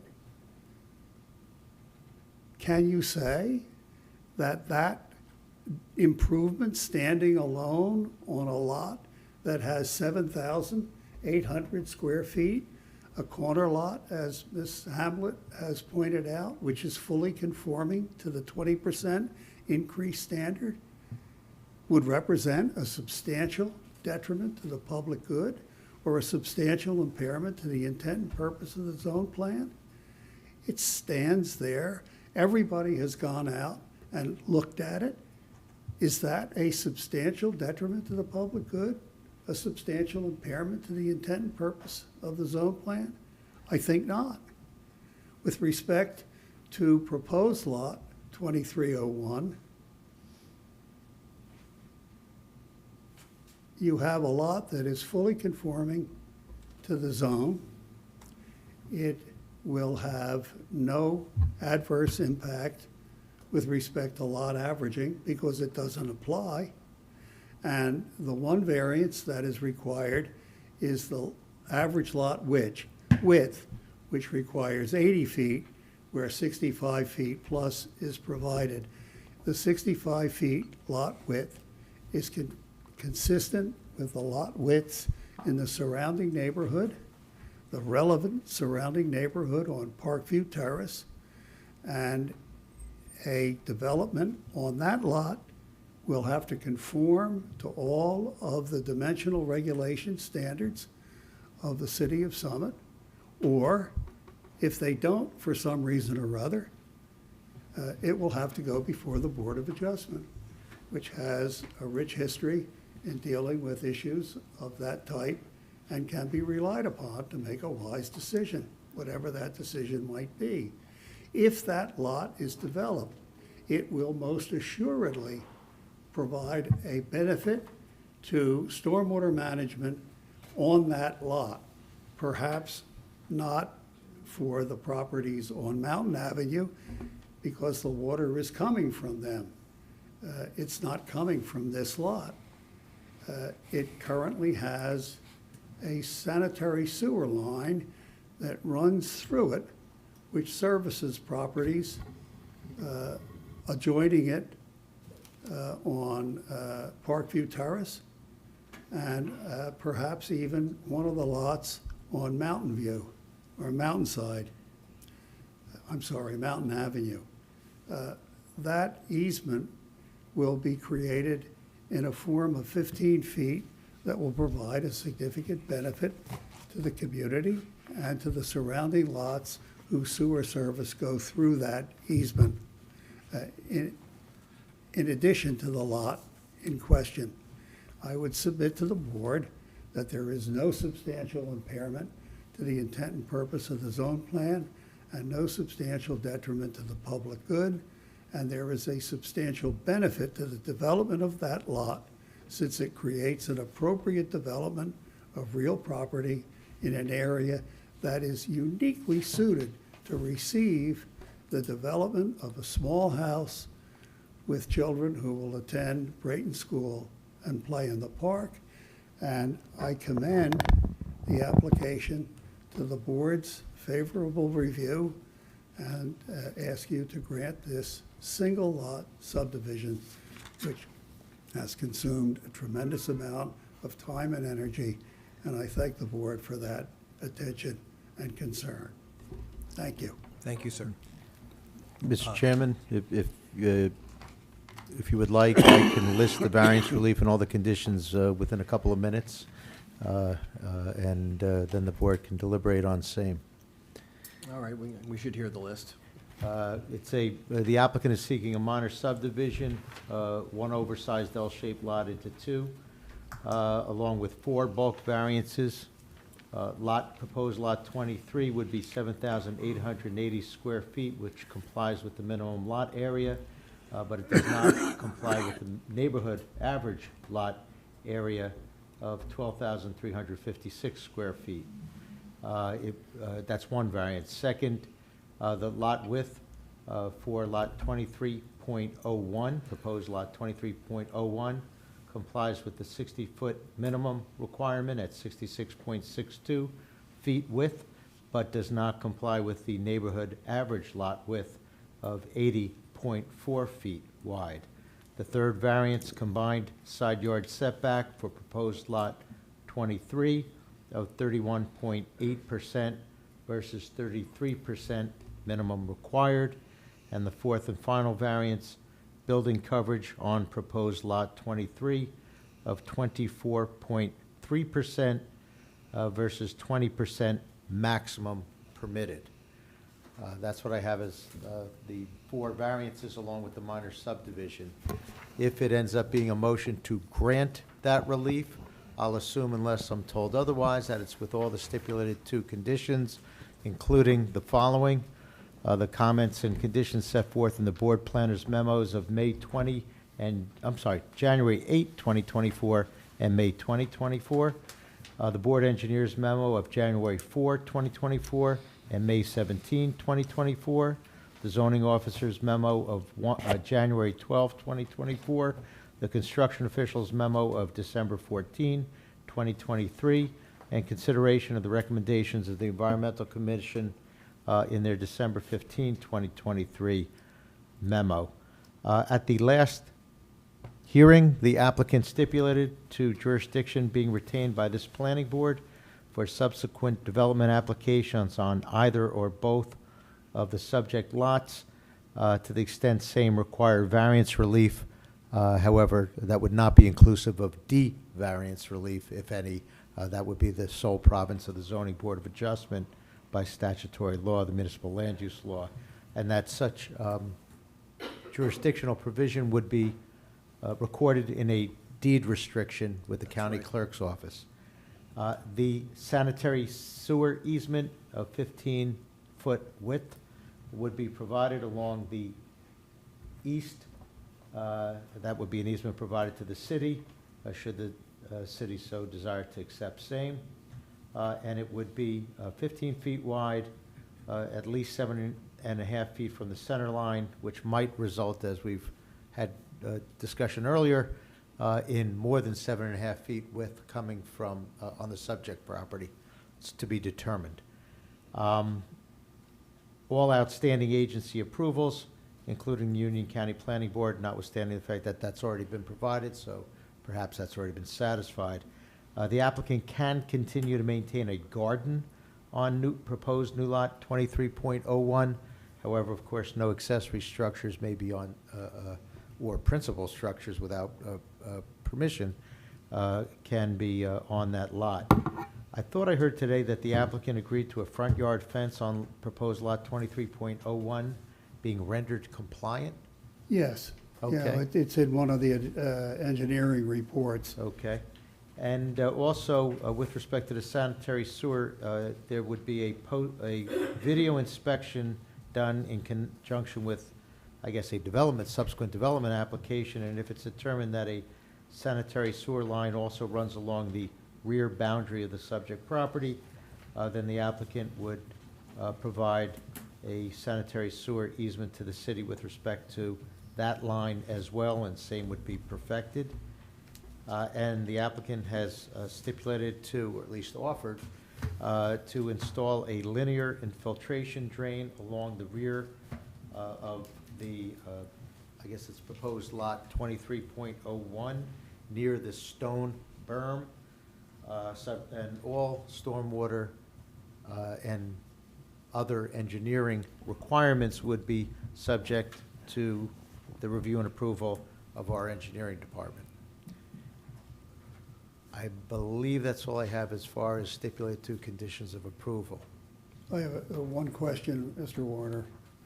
With regard to the retention of jurisdiction, if the development plan does not contemplate any variance relief, there is no requirement that the that the development come back before any board. Right, I said if there's variance relief, not D variance relief, it would come back to this board. This board would retain jurisdiction. That was the stipulation from the last hearing date in January. Mhm. Okay. Thank you, So Mr. Warner. that's what you're voting on. Okay, that's what we're Motion voting to on. grant with all those conditions or not? Oh, now we're talking. I just want to lead off with the observation that, you know, we're being asked to grant a C2 variance, which is using a balancing standard. And, you know, is there a substantial benefit to the public and no substantial detriment? And we've heard that the variance is requested, for instance, the lot area is a variance, but largely because there are a couple of properties on Larned that are not actually next to this property or on the same line with this property that have thrown off the average there. And I personally found that persuasive. We're asked to talk about, to look at the width of the property. The average is 80, but again, thrown off by a single property that's 120 that skewed the average up. Is otherwise compliant with the neighborhood in terms of the width. We're also concerned, of course, about the water problem on this property. And we've heard testimony that, and we've seen evidence that, I think, the absence of more retention systems is a problem that, and developing this lot would actually offer some solution for the neighborhood. For that reason, and along with the conditions that were attached and the concessions that the applicant has made, I find that on balance, I don't find any substantial detriment to the zoning plan or to the neighborhood. And I can find myself in support of this application. But I'd like to throw it over to the other members and hear what you think. Thanks for doing all the heavy lifting, John. That was good. Well, very thoughtful. I tend to lean towards your interpretation of the testimony and my own reading of how I think this lot will evolve. And just to belabor the tree point for one more moment. Please, yes. A loss of any tree here in the city of Summit, especially those that are mature and adding to the canopy, is certainly something that we should be concerned about. However, we have not seen the conclusion of development to this lot, either in its current form as an L shape or in a subdivided form. So I think more to how either this lot itself in existing form will ultimately evolve, or in a subdivided form, how landscaping will be sensitive to this community's decades of clarity and conviction around preserving and expanding the tree canopy. And when Mr. Clark is likely involved in the team, that I'll give it probably 31.5 days, comes back and says, is exploring development opportunities, for this actual property, is going to be sensitive to landscaping plans that can expand the tree canopy. And I've always seen Mr. Clark and professionals that have worked with him to be sensitive to that. What I would otherwise just want to expand upon is the testimony by the planner, especially on the concept of harmony, I think is important. Variance relief exists for a reason. The MLUL, the master plan, the DRO, and formula-driven land use is not perfect. And there are unique lots in this case, an L-shaped lot, oversized for the neighborhood, that is not well suited in terms of its development potential by being guided simply by a formula-driven approach. So when I look at lot area, lot width, combined side yard setback, maximum building coverage, I can see through subdivision a more harmonious development. And in doing that, it ameliorates a number of inconsistencies: the lot shape and size in its existing form, aesthetics, especially in the context of the character of the neighborhood. I don't believe it's in the interest of the community to have thousands of square feet covered by wood chips as a long-term kind of aesthetic benefit. It doesn't, I park there at Parkview every Saturday for soccer with my daughter. It's not tremendously good looking. And I can't imagine for neighbors in the broader community or those that utilize Memorial Field, they can't see beyond that to something that can really improve the overall neighborhood. And then the final kind of criteria that I looked at and was tremendously grateful for the conceptual development plan. That is the definition of a double-edged sword in these kind of hearings. And Mr. Clark, you took a beating, but you took it, with good spirit today. I believe that the subdivided lot is developable. It's developable in the character of the community. with no substantial negative impact. From my time on the zoning board, hearing probably hundreds of cases, stormwater management is a leading criteria for which to judge the benefit of a development application. And even through this conceptual design and through Mr. Clark, his efforts to anticipate the variations on stormwater management, the investment that either the current owner of the property or their successors would have to make to put in place a conforming stormwater management system, it'll be a substantial financial investment, and I believe will benefit the surrounding properties considerably, and certainly far beyond what its existing form is. So for all those reasons, I could support the applications with the conditions as noted. Anyone else? Next. Very, very, very eloquently said by both, and I think it's full of a lot of the full context of this. As the person who receives a lot of the complaints about where construction takes place and then later people are being flooded out, it's difficult as a planning board because we know that development is coming here, and that's why I think in the first hearing we wanted to really have a much meatier conversation about what could go there. And I do think what I heard from the applicant made a lot of sense. I think our calculations in town do work, but you can see there are a number of lots that are 200, close to 200 deep in the neighborhood that do influence the numbers. I think in the 30s, the neighborhood was defined, and it made sense that there was this 60 by 150 lot that existed there. I think what is unusual is a giant L-shaped lot that I think would be very troubling should somebody come along and build something there that wouldn't be acceptable. And then the fact that they are the receiving of the property, which in other instances that we focus on in town where they are not they are not there receiving someone else's water, that becomes a very difficult situation. And I'm happy to see that we're being thoughtful right at the start as a board to let the applicant and really anyone who comes to the city to develop to know that the city's taking its trees very seriously and its stormwater management very seriously. Happy to report that the city will be working on a new iteration of the tree ordinance that is actually tightening it and making it better. So happy to see that. And I think this does, I can see somewhere along the way somebody wanted a bigger backyard and combined the two. But in the end, this lot did exist, and it does make sense that there could be an in-right built property. That does make sense. So for all those reasons, and by those my colleagues named, and for all those written in the resolution, I think I can support this application. Anyone else? Sure. So I've been struggling with this one from the beginning, but I can see, certainly appreciate all the professionals' comments tonight and all of the residents. So understand that we bear a true responsibility to, we're never going to make everyone happy. What I will say is that I also feel confident that this L-shaped lot was probably two separate lots at one point. I serve on the planning board, but my committee is also the one that handles all of the trees and the infrastructure and the stormwater management. Mr. Delary and I have been talking about this since 8 a.m. and printing out tree ordinances. So know that stormwater management is becoming more of a priority. We're working on the DRO within this committee, making stormwater management so you can hold myself and Mr. Delary and the planning board accountable for fixing those stormwater management issues. That is something that will not, we can continue those conversations and we can have a meeting at City Hall and we can talk about all of the drainage problems. But as Mr. Sheehan said tonight, we do have some massive problems with stormwater that are coming down that hill. And I do think that that's something that the city deserves, the residents, and we can have a meeting about that. And I will take that on as my responsibility. But you know, I will say I think we've done enough today I can support this application, but I will bear the responsibility of getting back to the neighbors and solving this stormwater management issue that certainly sounds like it's a real problem for you. Thank you, Councilwoman.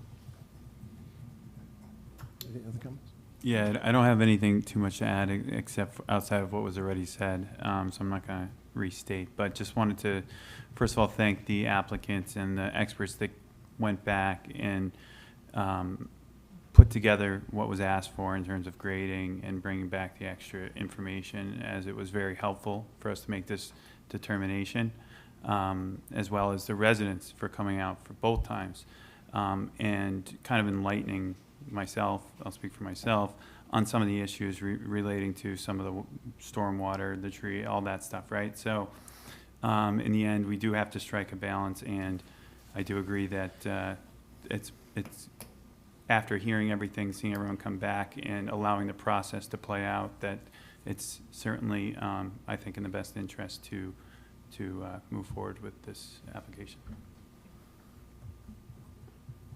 Patrice, did you have? Sure, the same, and thank everyone for their time. I know it's a very lengthy process, and I agree. I also support the application because I truly believe that being left the way it is, undeveloped, you're never going to fix any of the stormwater drainage problems that you have.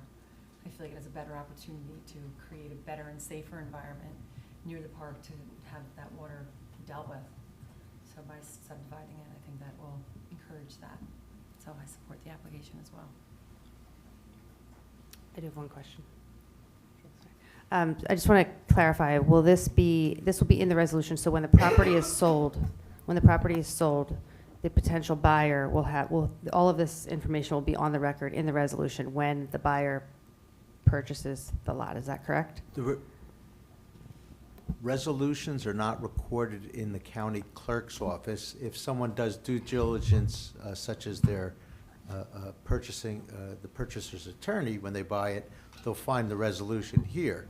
Can we require that? The one portion of the resolution that was agreed to by the applicant to be recorded in the county clerk's office was the retention of jurisdiction by the board.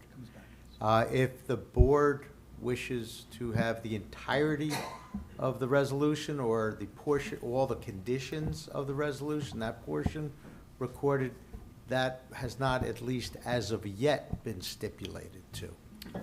Could the easements be recorded? Oh, easements will be recorded. Once they're, yeah, easements have to be Once they're recorded in the established, county yeah. clerk's office, once they're established, yes. So how will the potential buyer understand all of the requirements for stormwater management, and how does that? As I said, if the applicant wants to stipulate to having the conditions section of the resolution or the entire resolution recorded, they can record it in the county clerk's office, and then it will be in the chain of title. Otherwise, nowadays, I don't know how many, I don't do residential closings, but you have to look in the municipal records. Some attorneys do it for their clients, some I suspect don't.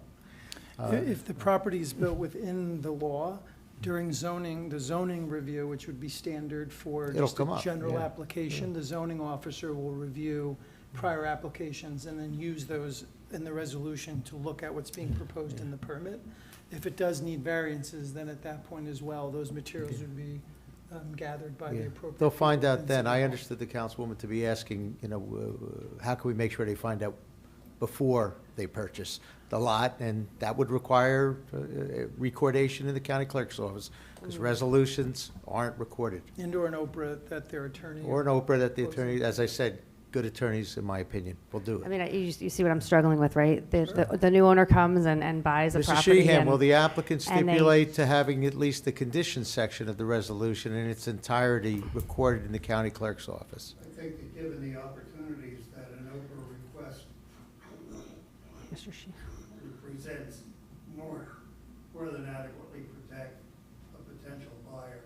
And to add to the filing, which will have to be done with regard to the easement, once the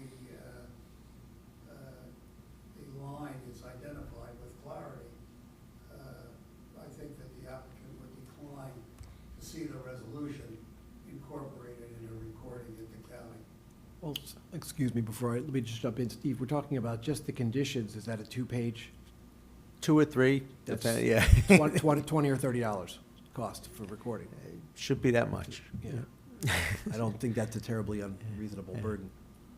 The board can impose it. Sorry, was that? I say the board can impose it. Yep, Mr. Burgess, in your opinion, would that be an unreasonable imposition of the, as a condition, or would it have a nexus that would be related to the relief granted and therefore be reasonable if the board imposed it? It would be reasonable to do Thank you, that. Mr. Burgess. You can impose it. Want to suggest that it be added as a condition? You know, I do, and the reason I think Mr. Delarey, if disagree or to agree, you can check me on this one.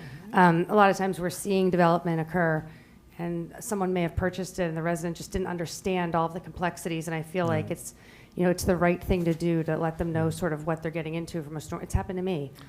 So I think if we're going to get better going forward as a community, I think it's the right thing to do. It's just my opinion, but I think it's the right thing to do. And we're meeting everybody halfway here, so I think it would be nice if we could, record it on the record.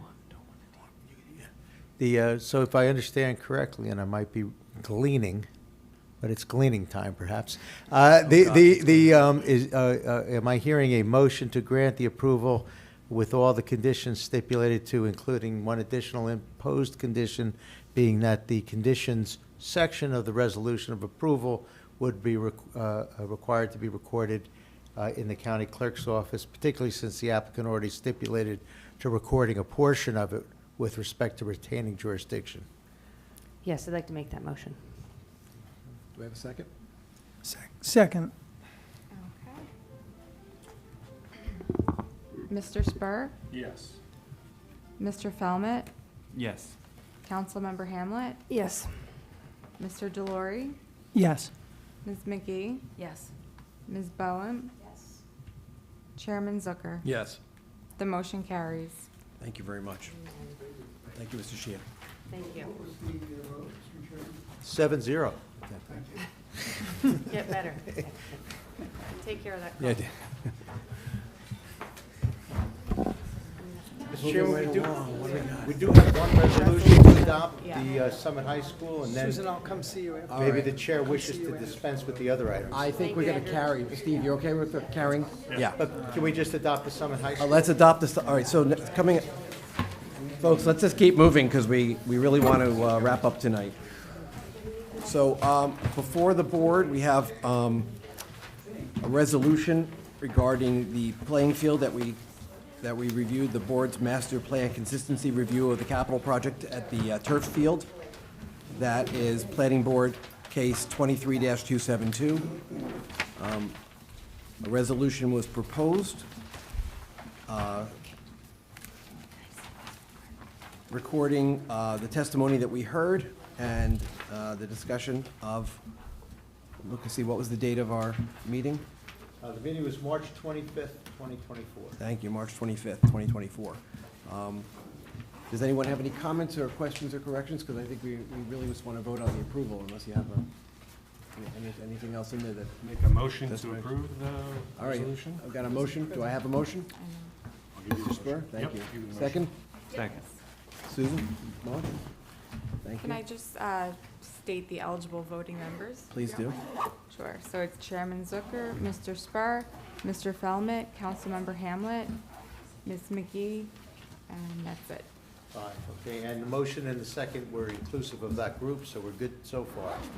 Okay, so I will do the vote then. Wait, Oh, yeah, sure.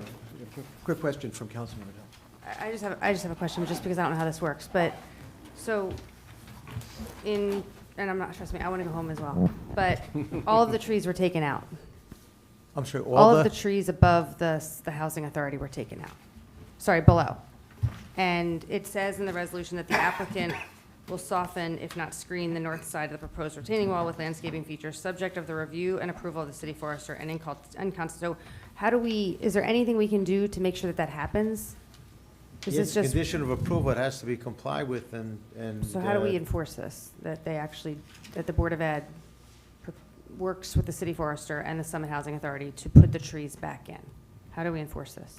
Because As a planning board, as a planning board, do we have is there any enforcement? Do we have Well, jurisdiction?